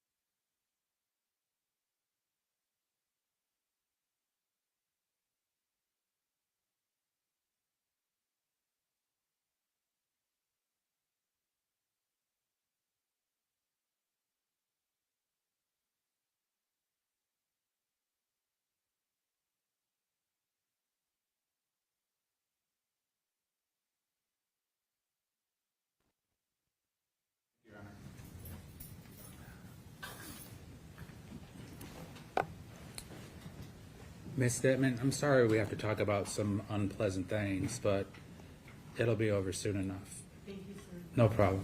So, do you recall my last question? Yes. Uh, You were asking me why I was spilling dirt on my dead daughter, and I said I'm not. I said I supported her. I've gone into massive debt in trying to ensure Okay, ma'am. that she I had appreciate that, but that was a few questions ago. Oh, But- you're talking about how Kathy ran away from the Hope House and they found her in the, No, I'm not talking about that either, but if you listen to my questions, Oh. Just ask the question. it'll get easier. So, we were talking about your daughter, that she was a very committed teacher and very committed to the youth of her classroom. And I mentioned that at a certain point, she even allowed one of her students to move into the household, and it was believed that Chuck had an inappropriate relationship with this student. Are you aware of that? With a yes or no answer, if we can start at that place, I'd appreciate it. Are you aware of that? yes, And you were not a big fan of Chuck as it ended up being the divorce, correct? For how he treated her, from how he impregnated her as a child through the years, being physically, emotionally, and mentally abusive to your daughter. I can't imagine you were a fan of that, were you? no, Robert was the one that was a fan of Chuck. Now, ma'am, I understand that you hate your ex-husband. I don't hate him. Well, it sounds like you're throwing stuff about Robert in a lot. You just asked me if I was a fan, and I wanted to tell you who in the family was. I knew Chuck from the Your Honor. time he was. Ms. Detman, Oh, I'm sorry. that's the point. He gets to ask the I'm questions sorry. to elicit the information he's looking for. If additional information is needed, Ms. Thornhill or Mr. Hendry will make sure to address it. So just pay close attention to the question that's asked and try to answer just the question that's asked. I apologize. It's all right. Mr. Levine? Appreciate it. Ms. Detman, as it pertains to your last piece of information that you provided, as it pertains to your husband, he hated Chuck for what Chuck did to his daughter, that being impregnating a little girl, correct? I'm not object to the relevance of and to speculation about what Robert thought about Chuck. Sustained as to relevance. All right, Ms. Detman, if I ask you a question that, for your information, just please answer it, irrespective of your feelings about your ex-husband, all right? Now, at a certain point, Kathy got divorced from Chuck, correct? Yes, sir. After years of unthinkable abuse, correct? Yes. Now, let's move on to a different subject matter. When your grandson lived in Oklahoma with his dad for about 3 years or so, at the end of that, your grandson wanted to come live with Kathy and actually was able to, correct? Yes. And Kathy was very happy about that, correct? Yes. And she felt that she had missed out, understandably so, on multiple years of her son's life, correct? Yes. And she was trying to fix or make your grandson's life better. She was trying to improve his lifestyle, yes.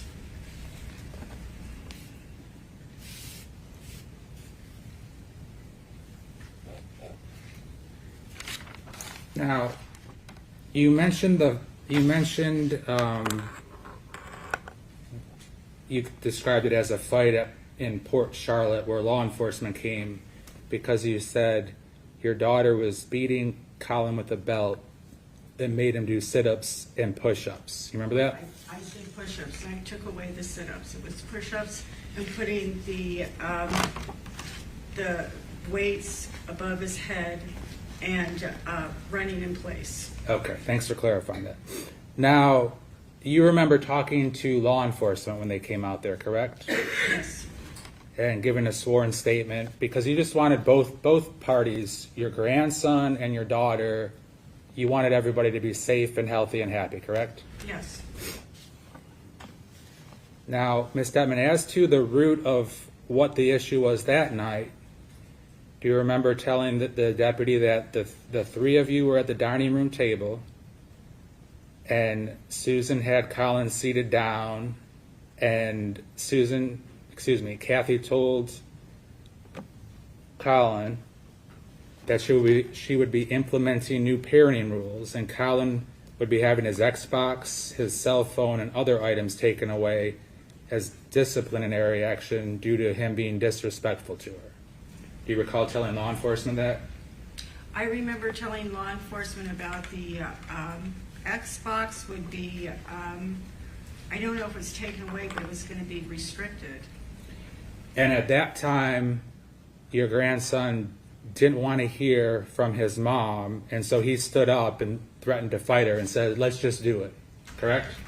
That was after the incident with the exercising and belt, the beating of the belt.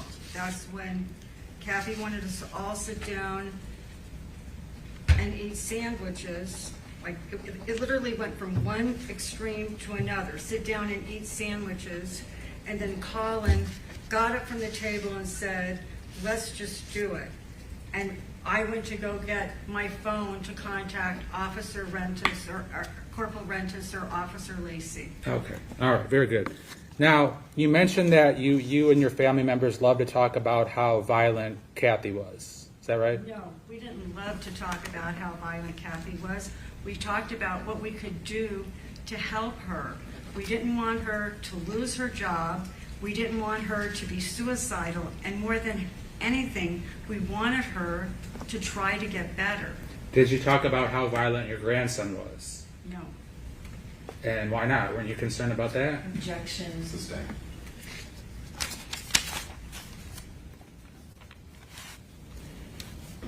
Now, you were concerned about where the defendant would live, correct, in terms of who he might hurt, whether he lived with you and your husband, Nikki, or if he lived with Kathy?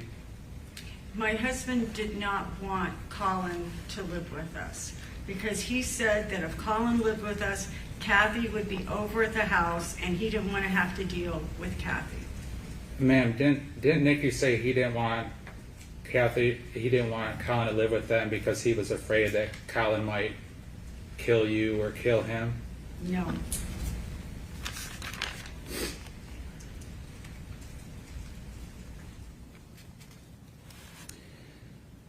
All right, now let's move on to the subject matter of kitchen knives or butcher knives.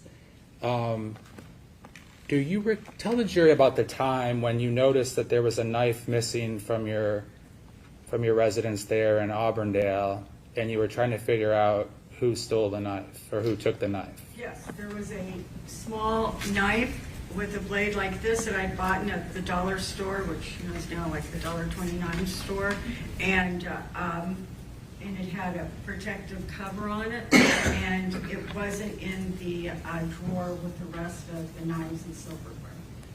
And did you find out eventually that your grandson had taken the knife? Yes. And he basically told you he just needed it just in case, and did not elaborate on what he was going to do with it? He said he just needed it. Now, at that time also, Kathy made it explicitly clear to you that she was afraid that the defendant might hurt her, correct? Not at that time, it was later. And there was multiple times when Kathy let you know that she was afraid for your safety and for her own safety. Yes.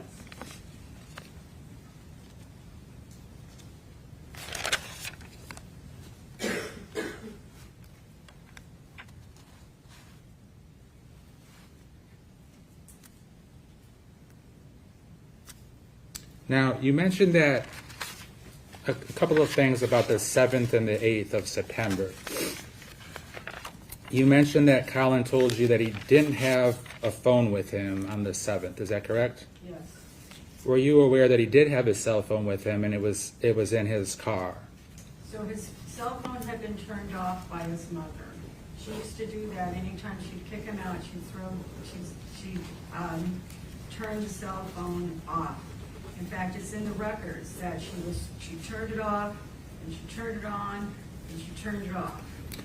And you mentioned that the sliding door that it had no lock on. Is that correct? We had adapted the sliding door for a doggy door so Freddie could go in and out when he was staying in Armandale on Bassett Hound. And so it did not have a locking mechanism. You could close the door, but you couldn't lock it. And so that's how you mentioned that your grandson was able to get into your house on the 7th? Oh, plus the front door was, I don't believe in locks. I've been burglarized and the burglars got in quicker than I could find my lock. I don't lock things. Okay. Now, your response when this was going on, when law enforcement made contact with you, was that you didn't know that Collin was a psychopathic killer, correct? I never said that. Never. If I may approach, please, Your Honor. Amen.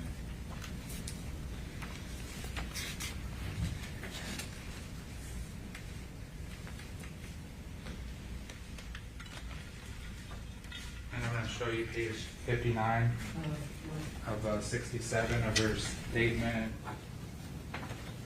on September 8th. Let's see it before you approach. I'm sorry?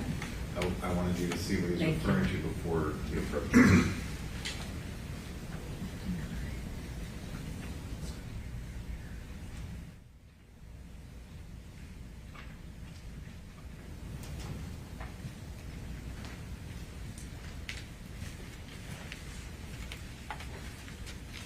Ma'am, if you could just take your time and read the highlighted portion to yourself.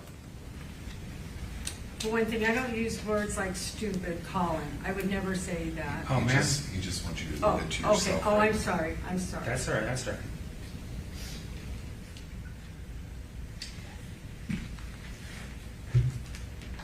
We may need to go sidebar real quick. Have you finished reading it? Yes. Uh-huh. Approach sidebar, please.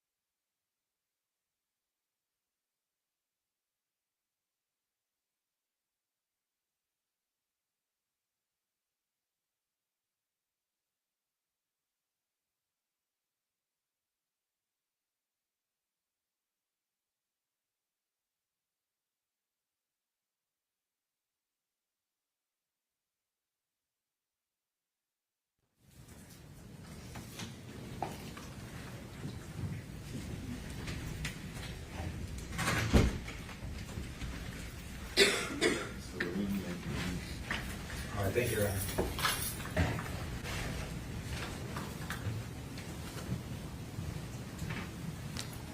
Ms. Detman, we're almost done, all right? Thank you. You're welcome. Ms. Detman, is it a fair statement that Kathy had expressed to you that she was getting very frustrated with the fact that your grandson wouldn't do his chores, was disrespectful, and was basically just taking his mom for granted? Yes. And when Kathy was communicating with you on September 7th and September 8th, that was the Saturday and the Sunday, she did so by both text messages as well as phone calls, correct? Yes, sir. And Kathy made it clear that she wanted your grandson home by 10 a.m. on Sunday, correct? Yes, sir. And then when that didn't happen, when 10 a.m. came and went, she still made it clear that she wanted your grandson to come home, correct? Yes. And Kathy mentioned that she wanted him home. She wanted him to go get work at Domino's from like 4 or 4:30 to 8 or 8:30 on Sunday, correct? Yes. And your grandson was working at Domino's, correct? Yes, he was. And so Kathy wanted him home so he could then go to Domino's that night, correct? Yes.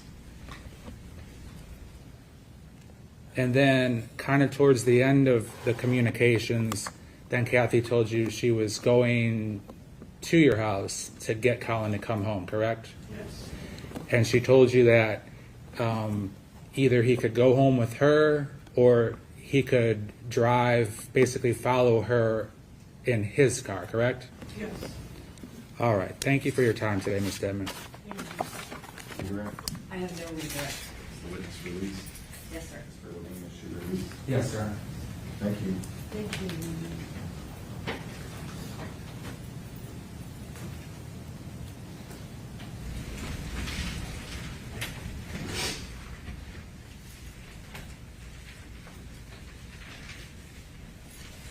Any other witnesses or other evidence you wish to present? No, sir. Any rests? Will there be any rebuttal, Mr. Levine?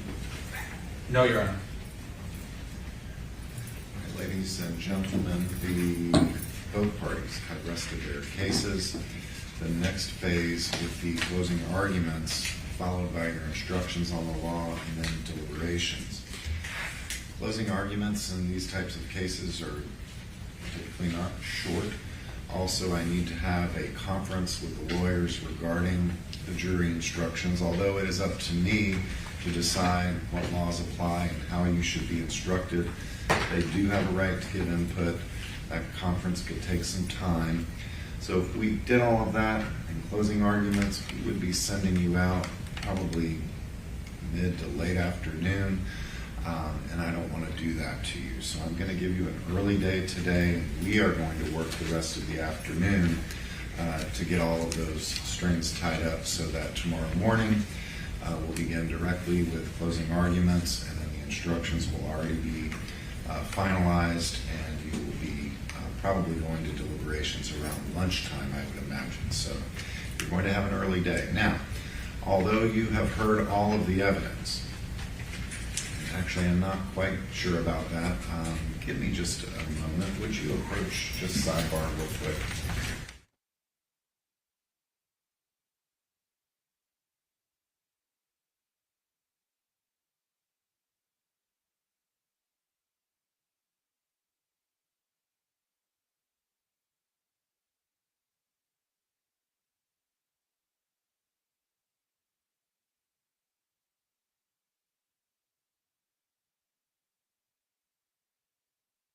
Our schedule, ladies and gentlemen. So before I dismiss you, I just need a few minutes with the lawyers outside your presence. So if you would just wait for us in the hallway for a moment. All rise, please.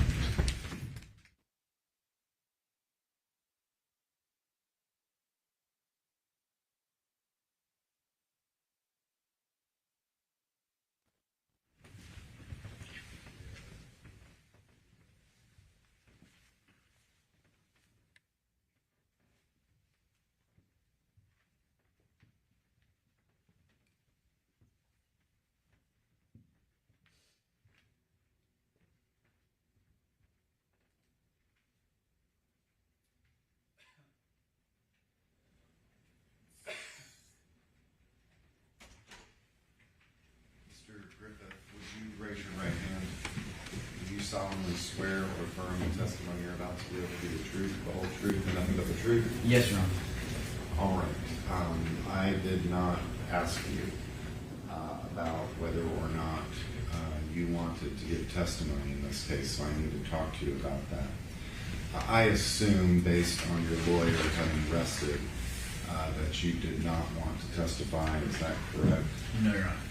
That's not correct, or no, you did not want to testify? I did not want to testify, Your All Honor. right. And have you talked about that with your lawyers today? Yes. Have you talked about it with them on more than one occasion? Several, yes.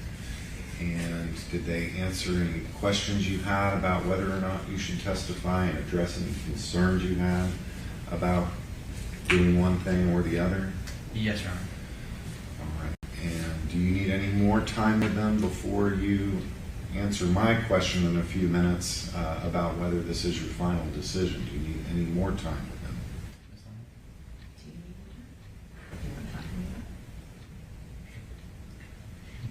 Take a minute. All right. So he can, Mr. Larson, if he can take them to the jury room. 47.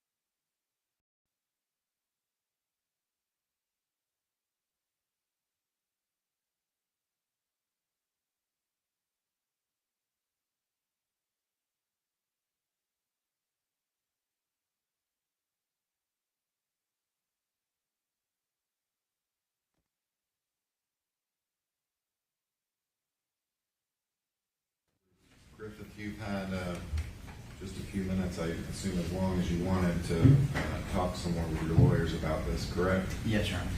And did they answer any additional questions or concerns that you had? They did, Your Honor. Do you have any questions of me about your right to testify versus your right to remain silent? No, Your Honor. And it is your right to remain silent, and I'll be telling the jury that they're not to be concerned by that or view it as an admission of guilt. But one thing I need to make certain of is that you understand that this is your choice in this case. You understand that? Yes, Your Honor.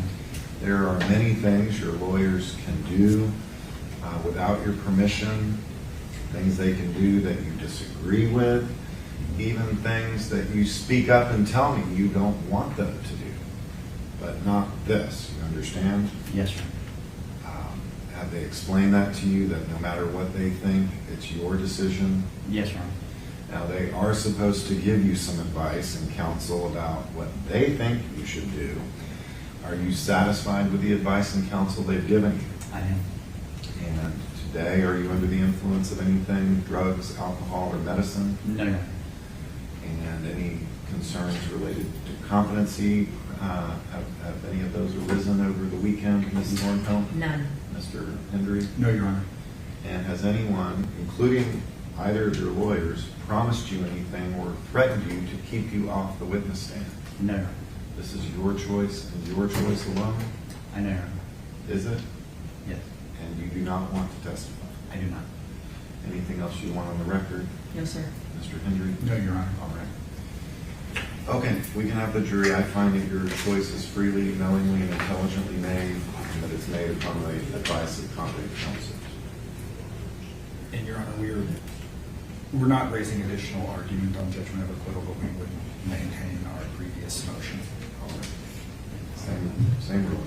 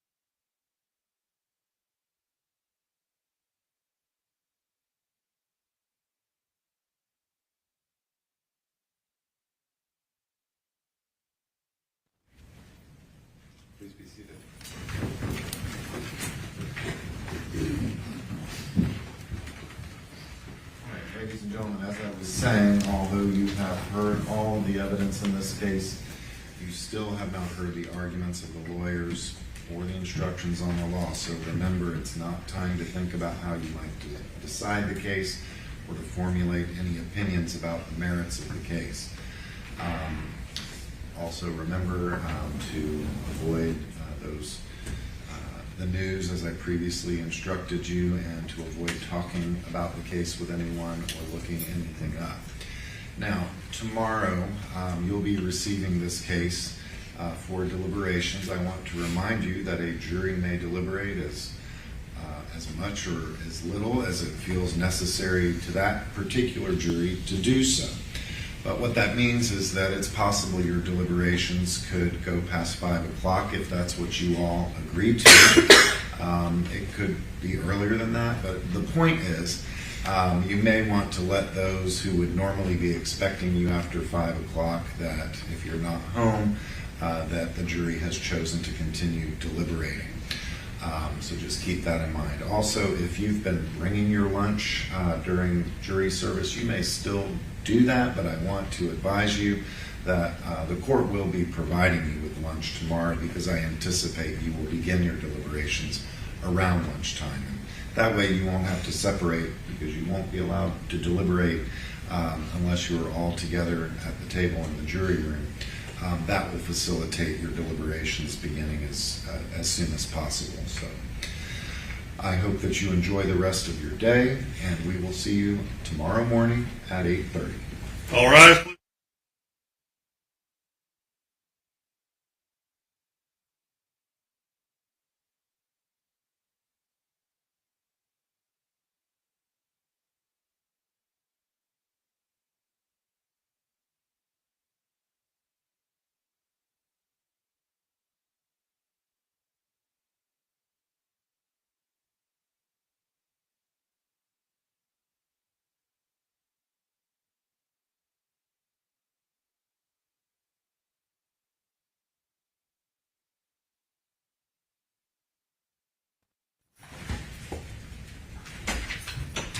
Do you want to break before we take up jury instructions? Whatever the court's desire. I'm ready now. All right. I want to make sure everyone gets a sufficient break before we start that, especially the court reporter. So we'll just take 5 minutes for a comfort break.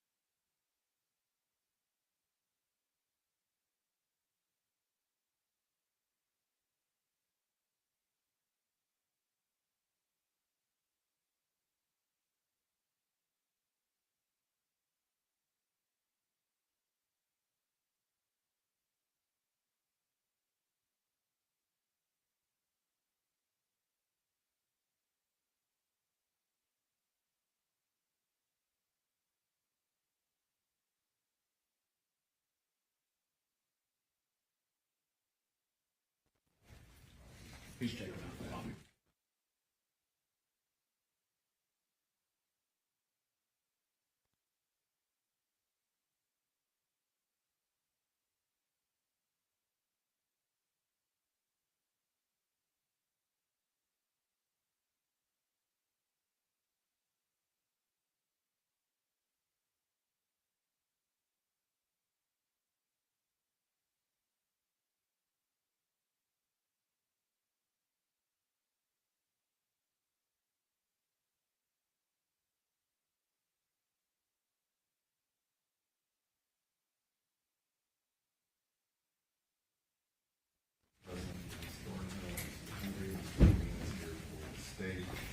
For the record, these instructions were proposed by the state.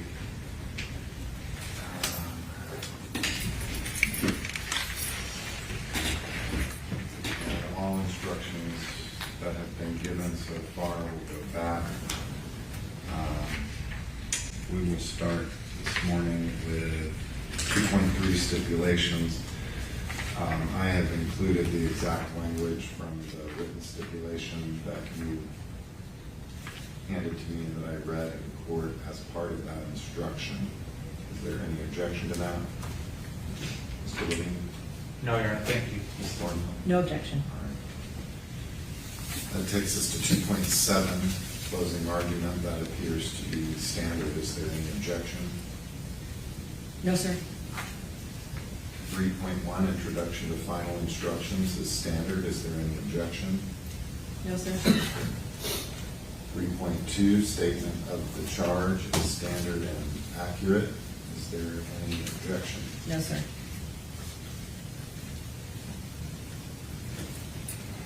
It seems like the substantive instructions on the crimes are at the end, but they would come next.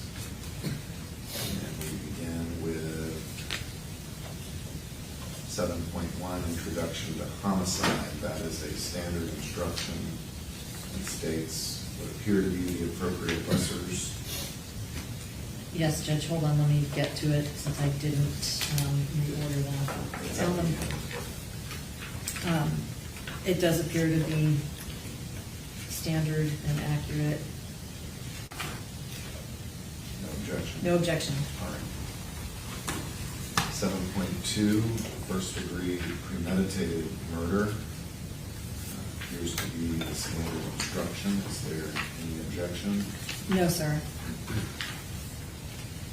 7.3, first degree felony murder. Appears to be standard. Is there any objection? No, sir.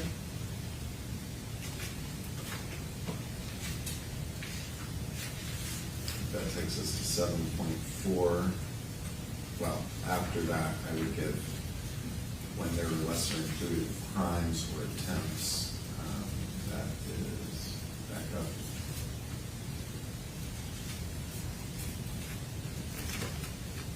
Here, and again, it states second degree murder and manslaughter as the lessers. Those are the category 1 lessers. Any other lessers requested? No, sir. All right, and then for kidnapping, false imprisonment. Correct. Also a category 1 lesser. Any other lessers requested as to kidnapping? No, sir. All right.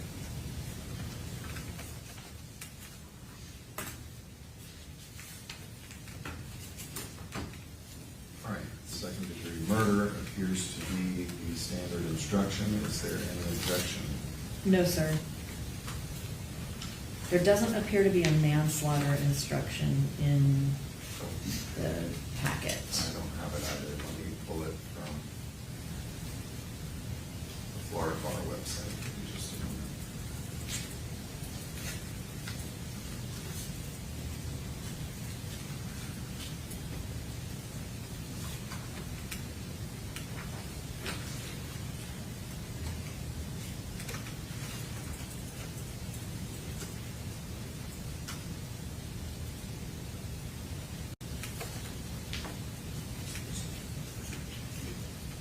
No, not that here.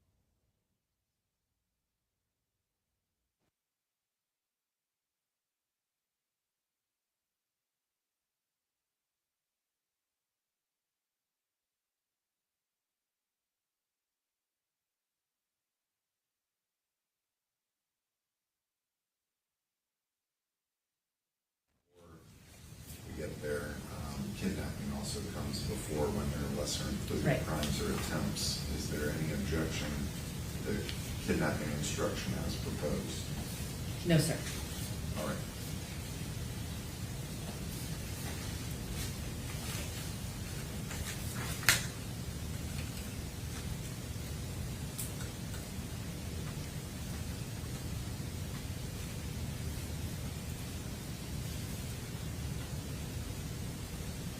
All right, so since the state did not include 7.7 manslaughter,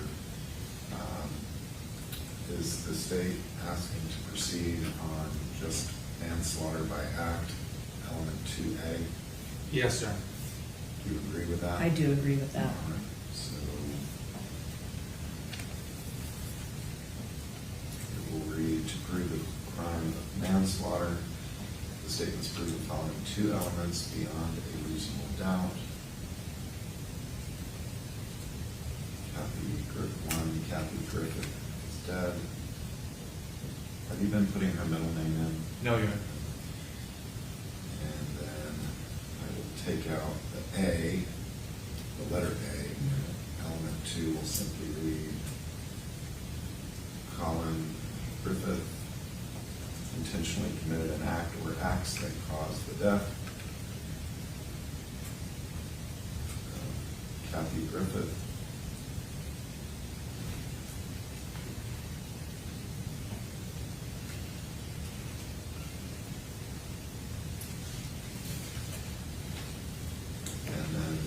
paragraph, every person has a duty to act reasonably toward others.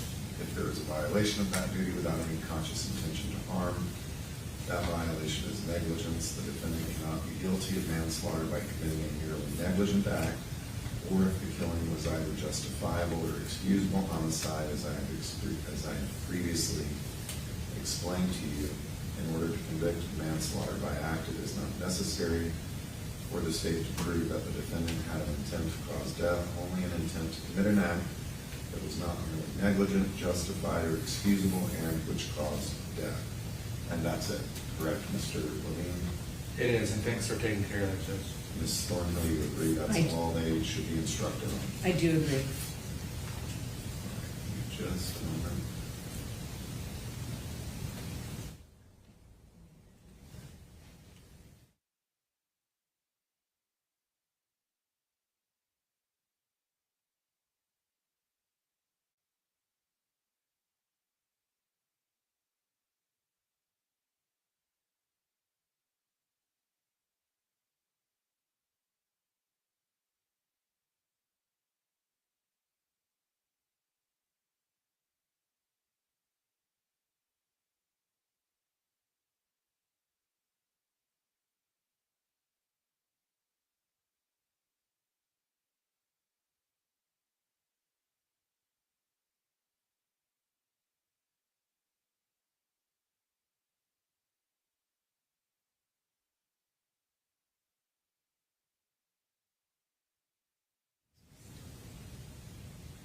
That would then take us to 9.2, false imprisonment, which appears to be the standard instruction. Is there any objection? No objection. All right. Moving back up.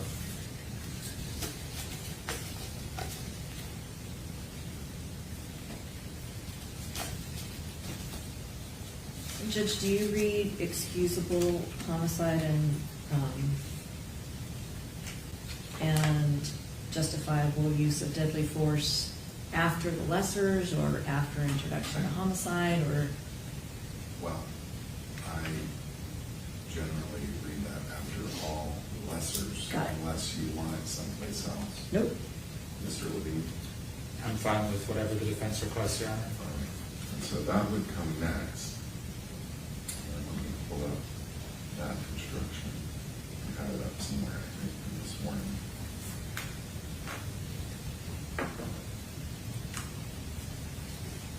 Right, that is 3.6F.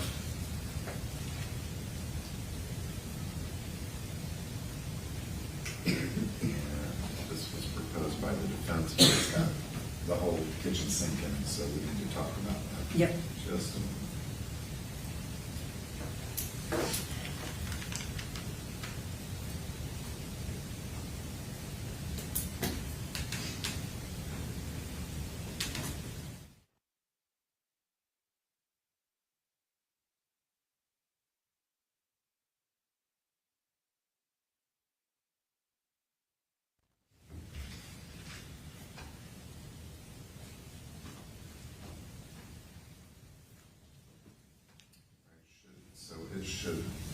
title should just be justifiable use of deadly force, correct? Correct.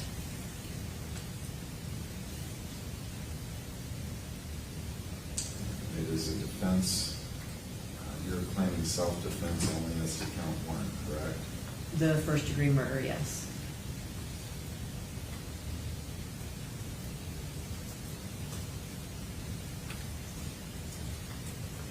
It is a defense to the crime of first-degree murder if the actions of Collin Griffith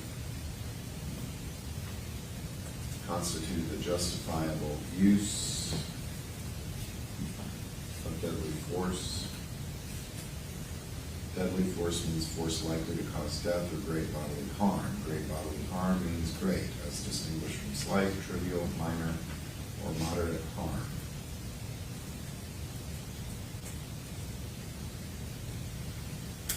Collin Griffith does not have the burden of proving that he was justified using deadly force. Instead, for you to find the defendant guilty, the state must prove beyond a reasonable doubt that the defendant was not justified in using deadly force.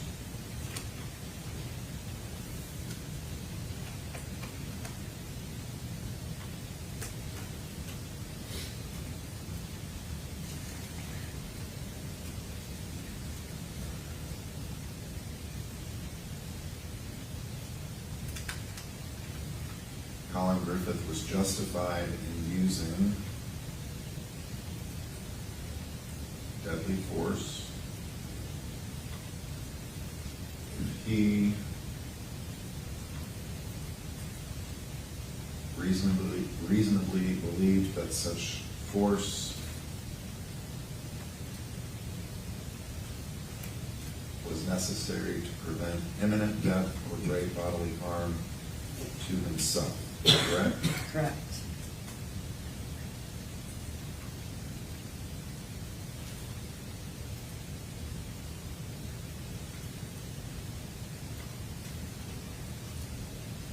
And you are not requesting or the imminent commission of some applicable forcible No, felony? because the applicable forcible felony would be aggravated battery, which indicates death or great bodily harm, so I think it's unnecessary.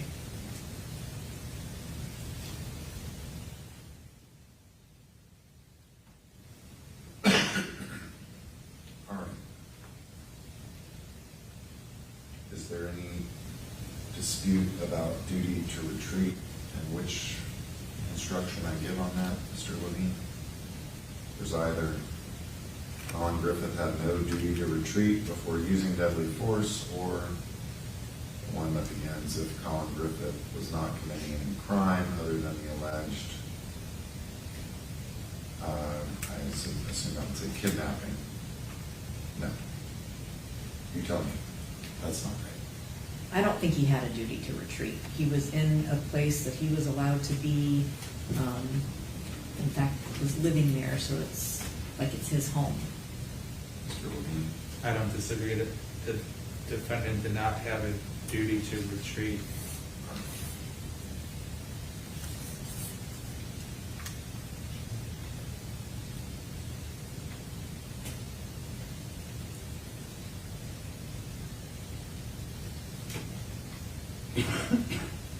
Of course, I said in the context of I the understand. defense advancing the self-defense claim. I understand. All right, so we'll simply read Collin Griffith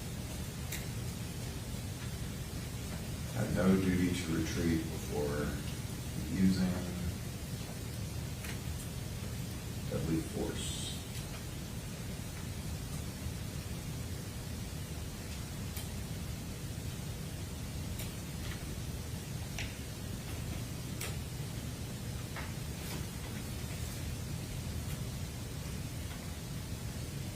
Mine's that second part here again.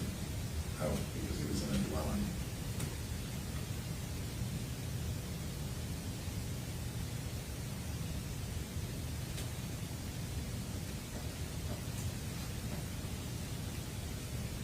So Ms. Thornhill, that next section is similar.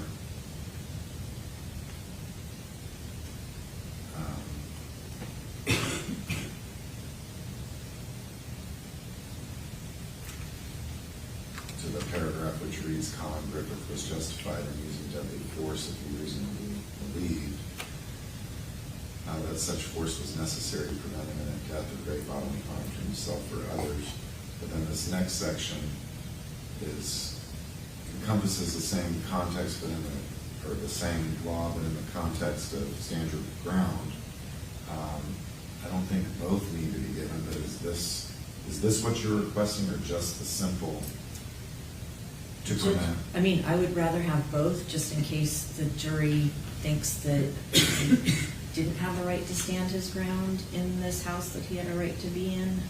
I realize it's somewhat duplicative, but it's the standard and that's what is allowed for. It doesn't say give this or this. Right. Mr. Levine? No objection. All right, so the next part we'll read. Collin Griffith was in you want dwelling or residence? Residence is fine. Was in a residence in which he had a right to be.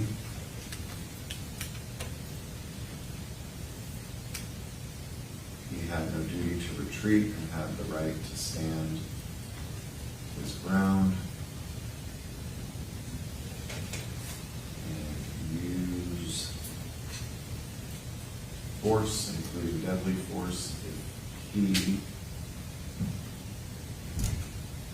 reasonably believed that such conduct was necessary to prevent imminent death or great bodily harm to himself. That's correct, and B is not requested.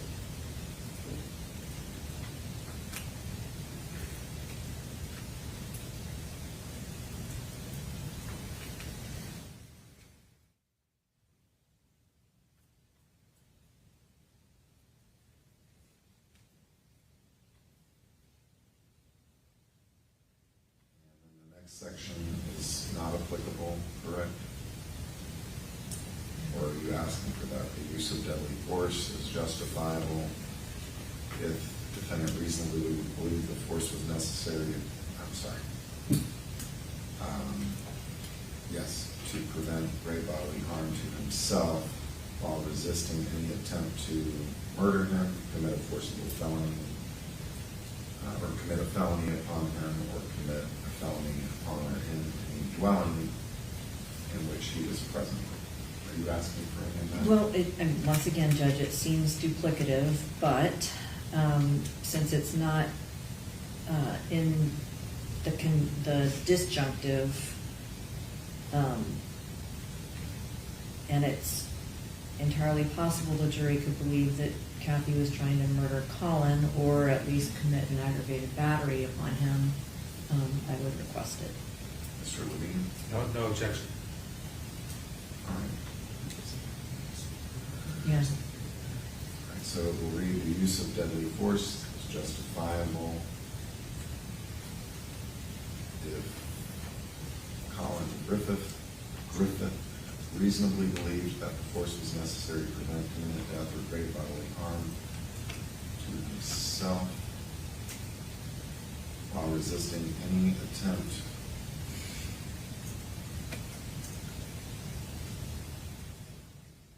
to murder him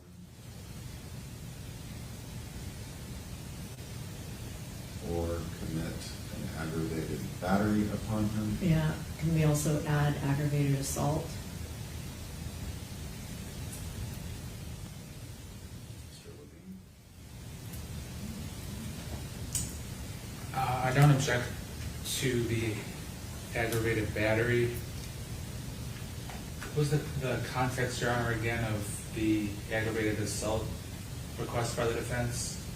They wanted to read, the use of deadly force is justifiable if Collin Griffith reasonably believed that the force was necessary to prevent imminent death or great bodily harm to himself while resisting any attempt to murder him or commit an aggravated battery or aggravated assault upon him. No objection.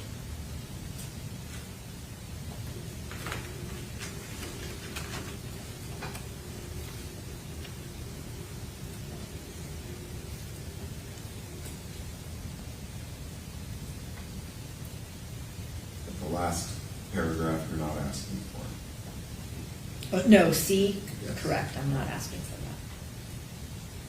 Right. This next part about law enforcement and excessive force is not applicable, you agree? I agree. Now, in deciding whether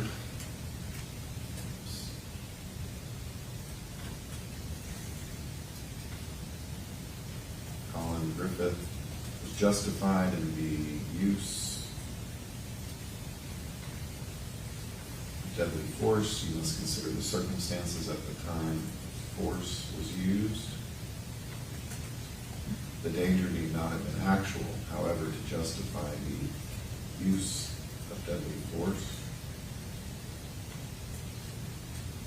The appearance of imminent danger must have been so real that the defendant actually believed the use of deadly force was necessary, moreover, to justify the use of deadly force. A reasonably cautious and prudent person under the same circumstances would have believed the use of deadly force, was necessary.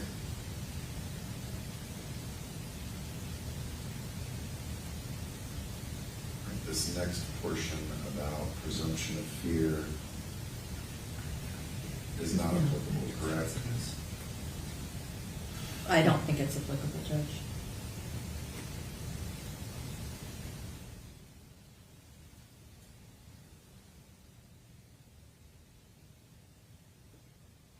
And nor is the next portion of those A through D paragraphs, correct? I agree.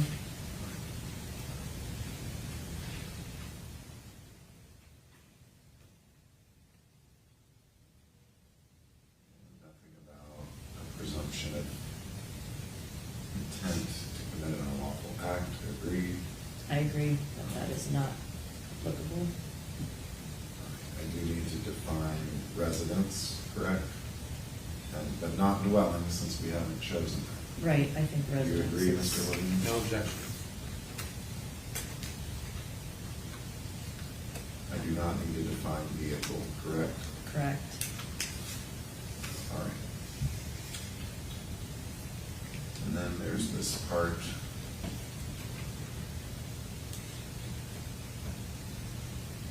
However, the use of deadly force is not justified if you find that Collin Griffith was attempting to committing or escaping after the commission of an applicable forcible felony. Am I getting that? I am not Yes, requesting. sir. Okay. Or kidnapping, correct? Yes, sir. Is there an objection? No. All right.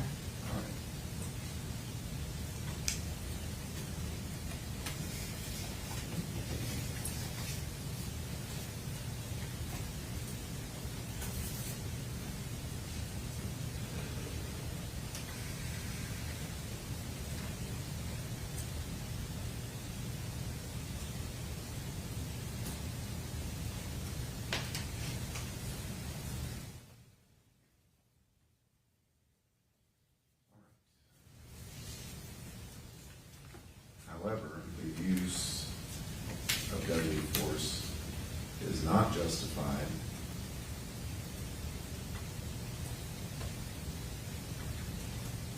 I don't think that, I don't know that that applies, does it, Mr. Williams? No objection. All right, so that whole section comes out.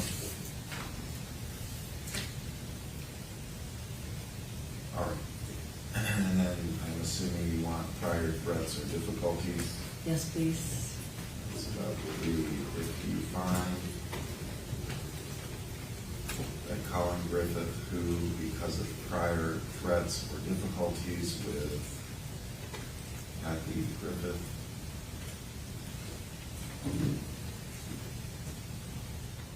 had reasonable grounds to believe that he was in danger of death or great bodily harm at the hands of Kathy Griffith. You may consider this fact in determining whether the actions of Collin Griffith were those of a reasonable person. If you find that at the time of the alleged first degree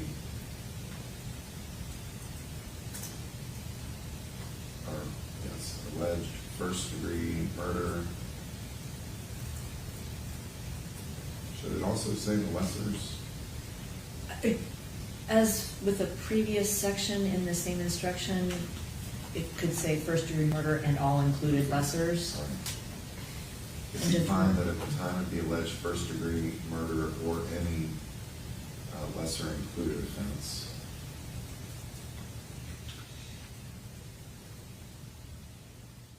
Collin Griffith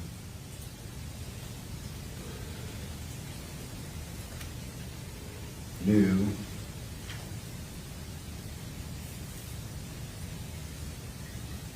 that Kathy Griffith. And Judge, I'm sorry to interrupt. Yes. The state's proposed instructions uses Catherine Griffith, so we should probably be consistent throughout. All I'm right, sorry. I'll make that Yep. change Got it. before I finalize them. Thank you for that. All right. Catherine Griffith had committed an act or acts of violence. You may consider that fact in determining whether Collin Griffith reasonably believed it was necessary for him to use deadly force.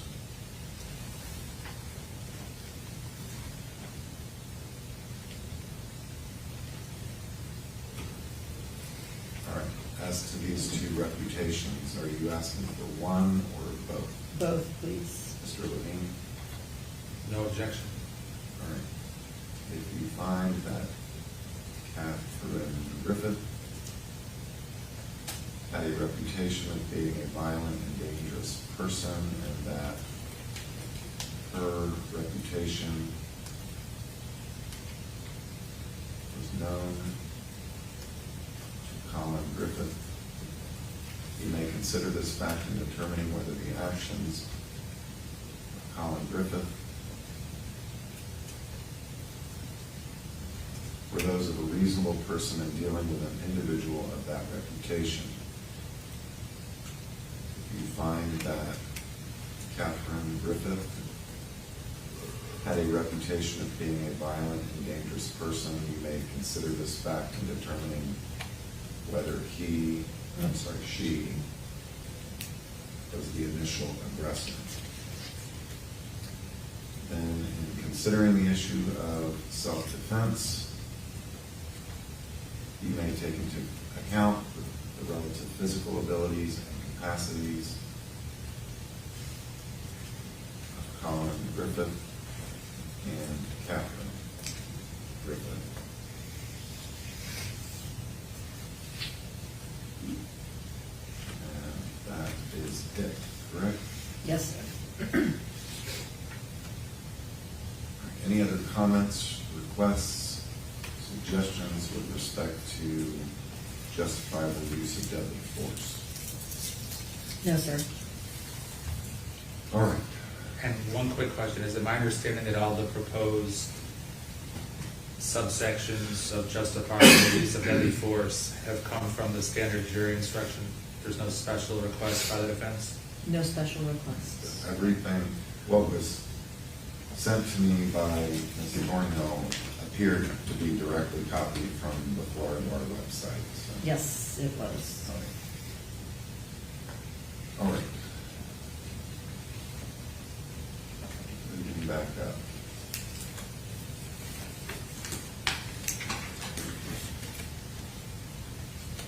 So then would excusable homicide follow that?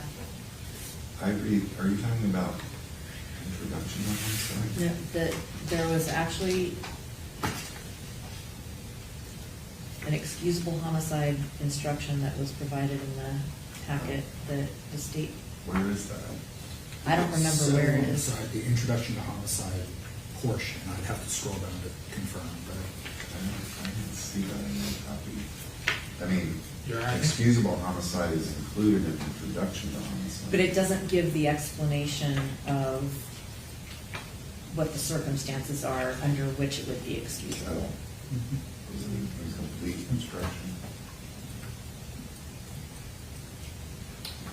I have, the killing of a human being is excusable and therefore lawful under any one of the following three circumstances: when the killing is committed by accident or misfortune, when doing any lawful act by lawful means with usual ordinary caution without any unlawful intent, or two, when the killing occurs by accident and misfortune in the heat of passion, upon any sudden and sufficient provocation, or three, same thing, if a dangerous weapon is not used and the killing is not done in a cruel and unusual manner. Is that what you were referring to? Yeah, that's what I'm requesting, and maybe it just is I part think what of it is- introduction to homicide, it just, I think what it was is, because the standard instruction has the two sections, justifiable and excusable, and they're all caps in the standard instruction, and probably what happened is it Just second page. went to a second page, but Got it. that's in there.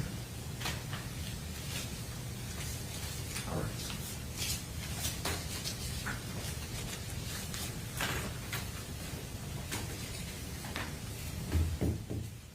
All right, after self-defense, are there any aggravator instructions that need to be given for weapons or anything like that? I didn't see any. Your Honor, I think in the verdict form, there's special findings, and you're right, there should be an aggravator as it pertains to the knife and the weapon, but I don't believe that I remember to include that.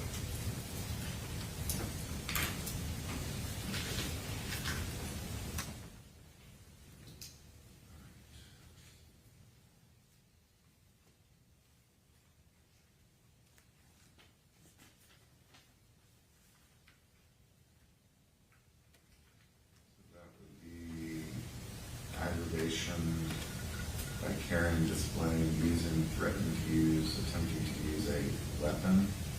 And was that charged in the indictment? Yes, sir. Yes. Sure.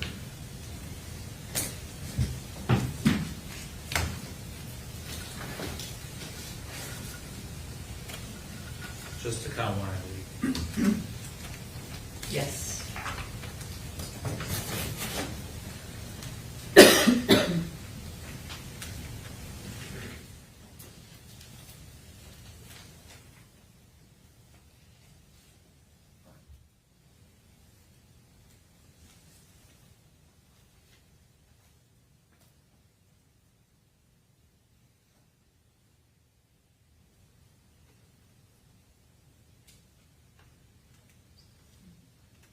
So that is 3.3A. I'm sorry? That's 3.3A. Do you object to that instruction being given? No. All right, let's hammer that one out real quick.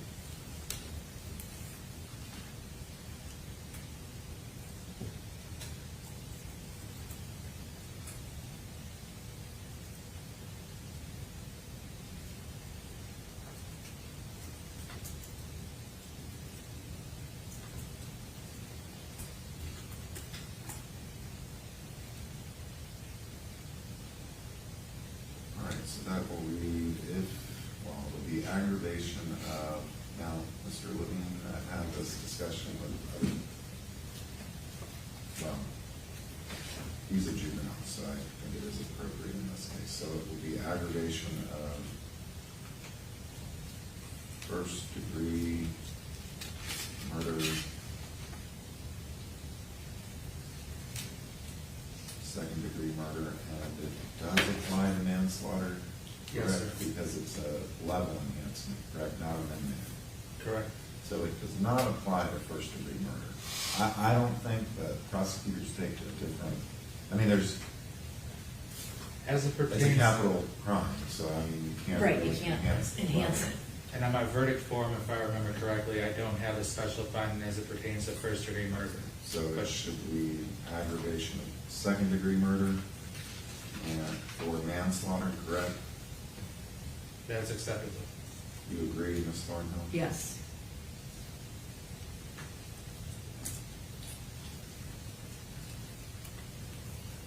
By carrying, displaying, using, threatening to use, or attempting to use a weapon.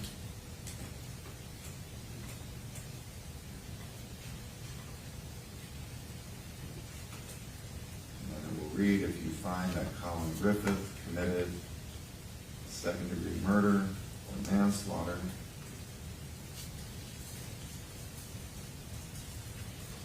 and you also find beyond a reasonable doubt that during the commission of the crime, he personally carried, displayed, used, threatened to use, or attempted to use a weapon, you should find him guilty of first-degree murder with a weapon, or second-degree murder with a, second-degree murder with a weapon, or manslaughter with a weapon. Agreed? Yes. Yes.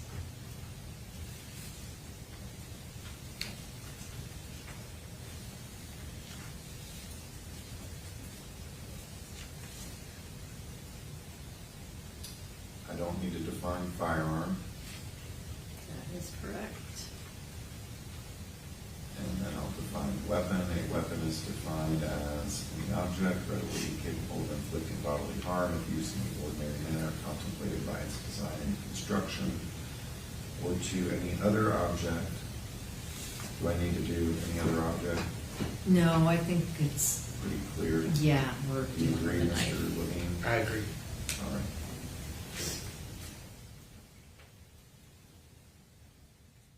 Then the final paragraph, so I'll take out the one as well, so it will just be one sentence.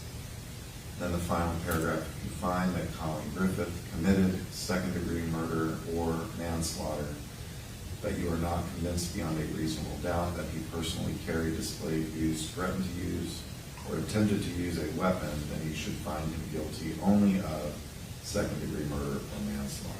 Correct? Yes. Yes. All right.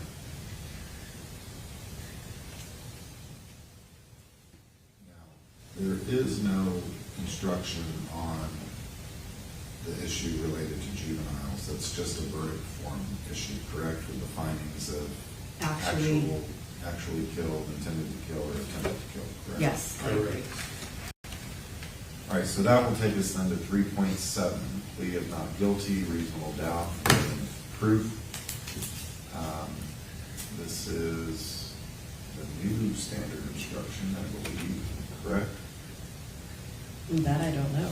Well, it may not be, and I thought, because I've been giving this instruction by memory now for probably 15 years, but I never noticed until recently that first sentence of what a reasonable doubt is not. I never remembered it saying proof beyond a reasonable doubt does not mean proof beyond all doubt. I thought it just started with A reasonable doubt doubt is not a mere possible doubt. So I think this is new. Any objection? No. All right.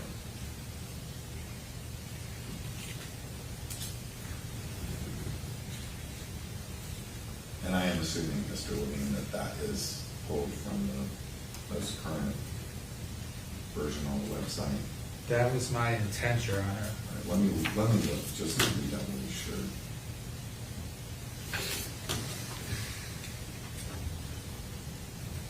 In my office, I wouldn't say it was necessarily pulled from the website, but pulled from our computer that is supposed to be the most up-to-date jury instructions originated from the website. And it's in there. It's on the website. That does appear to be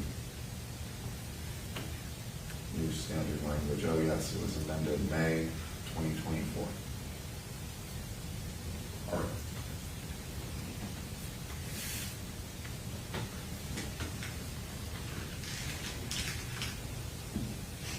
Any objection to reasonable doubt? No. Right. 3.9, weighing the evidence.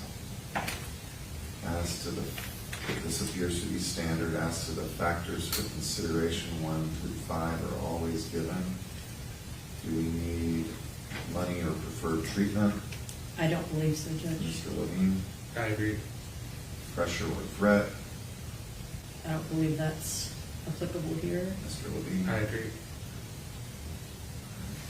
I will give inconsistent statements. Is that agreed? Sure. Mr. Levine, you agree? Oh, yes, Your Honor. There's no felony or misdemeanor conviction, correct? Correct. And no reputation for truthfulness, correct? Correct. You agree, Mr. Levine? I agree. All right, so I'll renumber inconsistent statements as number 6. All right, the rest is standard, including expert witnesses. I will remove the defendant becoming a witness, Yes, please. and the rest appears appropriate. Agreed? Yes. Yes. Do you want me to give 3.9A defendant not testifying? Yes, please.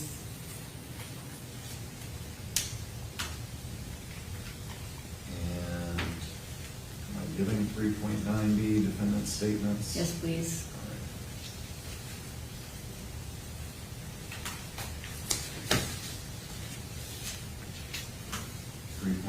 Rules for deliberation appears to be standard. Is there any objection? No objection.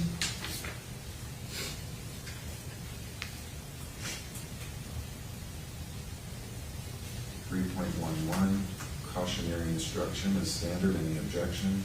No objection. 3.12, verdict.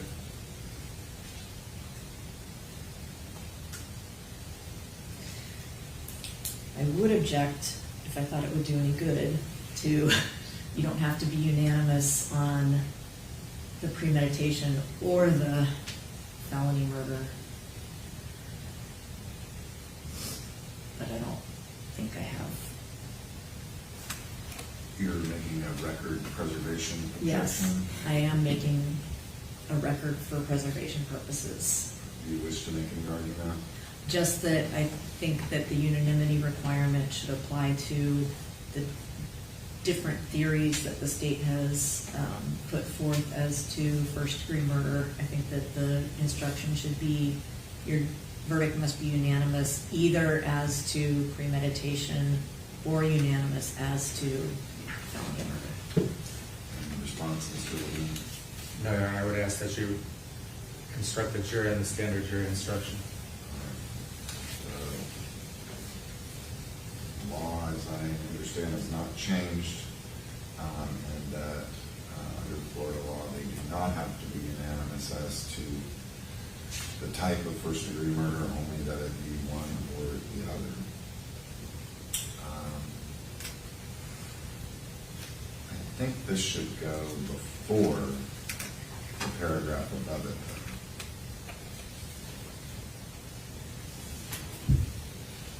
Yes, yes, it should. Do you agree, Mr. Levine, that the last paragraph should go above the second to last paragraph? Wherever it's supposed to go, Your Honor. Okay. All right, so that's where I'm going to put it, and you agree with that? That's fine. We'll talk about the verdict form in just a second. Single defendant, multiple counts, I'm taking out for information in the title. That appears to be standard and includes the caveat for legally interlocking counts. Any objection? No objection. That takes us to legally interlocking counts.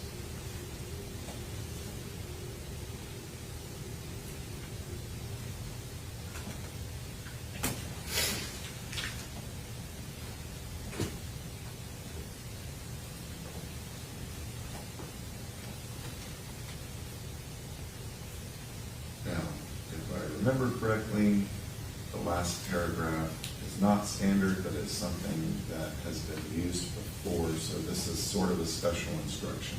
correct, Mr. Levine? If I remember correctly, yes. I believe in these cases, maybe even Your Honor proposed it or gave the parties an option, and it seemed to make good sense and describe everything clearly and accurately. If the defense has any objection to something, I don't object to if they want something taken out. That's So- beyond so the standard. So Ms. Thornhill, the first two paragraphs appear to be standard and accurate. That last paragraph reads, however, the alternative crime of first-degree premeditated murder charged in count 1 is not linked to any other count in the indictment. A finding of guilty or not guilty as to count 2 must not affect your verdict as to the first-degree premeditated murder charged in count 1. I think that's an accurate statement of the law. I don't have an objection to it being read, even though it's not part of the standard instruction. It might actually help them figure things out if they actually notice that one is felony murder and one is premeditated murder. So as to the rest of that instruction, any objection? No. All right. And that takes us to 3.13, submitting case to jury, which is standard. Is there any objection? No objection. And then instructional discharge. No objection. All right, are there any other, before we talk about the verdict form, any other standard or special instructions requested by the state, No, Your Honor. by the defense? I'm sorry, hold on.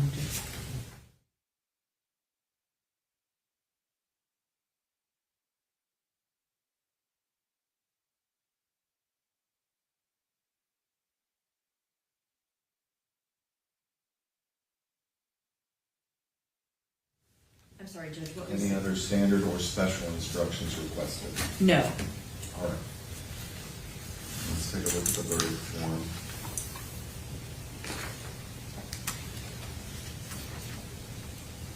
There is the verdict.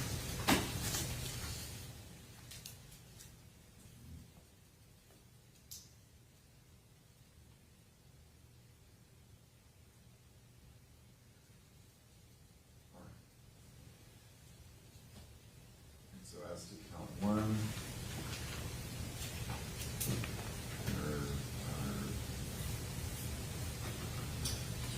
the first choice is for first-degree murder as charged in the indictment. Second choice, the defendant is guilty of second-degree murder, a lesser included offense. And under that, the further findings, and then manslaughter, which does not have the further findings. So my thought is we separate the verdict form into guilt findings and then special findings separately, since it would become repetitive if after second-degree murder and manslaughter, they're the same section of special findings. Does that sound fair, Mr. Levine? It does, Your Honor, and I would ask that you add the language under manslaughter that's there for second-degree murder, the special findings. It was Display. I didn't put it on there as an oversight. I think also the finding as to actually killing, well, you've only proposed that they be asked about actually killing Captain Griffith. You don't really need any of the attempted to kill or intended to kill language. Yeah, by operation of the facts of this case, I'm okay with it just saying actually killed. That's fine. All right, But I, go ahead. because he is a juvenile, and that's what those special findings pertain to, would you put it under after the guilt findings, then do that as a further finding? That's what Yes, you were it would. indicating. So Okay. we would basically have count 1 and count 2. It would be count 1 in order, first-degree murder, second-degree murder, manslaughter, not guilty. And then count 2, kidnapping, false imprisonment, not guilty. Then special finding, question 1, if you found the defendant guilty of first-degree murder or second-degree murder, you must answer the following question. The defendant actually killed Kathy Griffith? Yes, no. And I explained when I'm going over the verdict form that those also have to be beyond a reasonable doubt and unanimous findings. And then, so that's special finding 1. Special finding 2, if you found the defendant guilty of second-degree murder or manslaughter, you must answer the following question: the defendant carried, displayed, etc., yes or no? That makes a lot of sense. Mr. Levine? Yes, sir.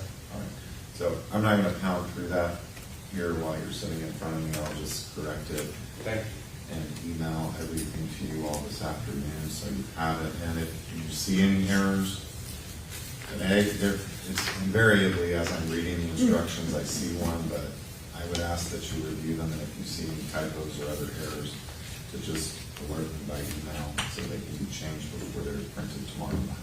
Yes, sir. Is there anything else we need to take up this afternoon? No, Your Honor. I don't believe so. All right, and I told the jury they'd probably be going to deliberate around lunch. Are you anticipating all-day arguments? No, Your Honor, I think they will be deliberating by lunch. I agree. All right, everybody enjoy the rest of your day. I'll see you at 8:30. Thank you. All right.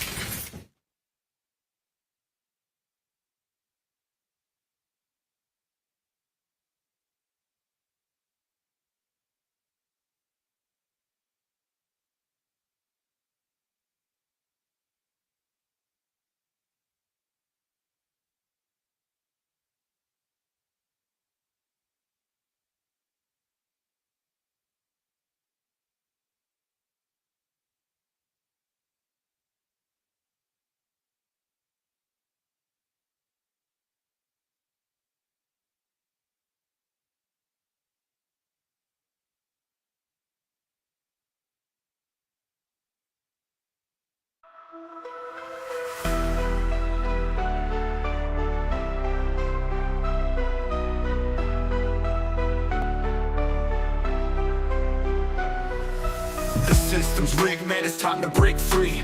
Eyes wide open, gotta see what I see. Standing on the front lines, fighting for the truth. Lift the veil of lies, it's time to be the proof. Take a stand, don't you back down. Raise your voice, let's shake the town. We're the voices that won't be ignored. Breaking chains, yeah, we're ready for war. With the power of the people, we'll make them see a world of justice, united and free. United and free. United and free. Marching with a purpose, we're taking it higher. Fighting through the struggle, igniting the fire. No more silence, we'll make the noise loud. Together in this battle, standing strong and proud. Injustice fades when courage aligns. Rise up together, break the confines. We're the voices that won't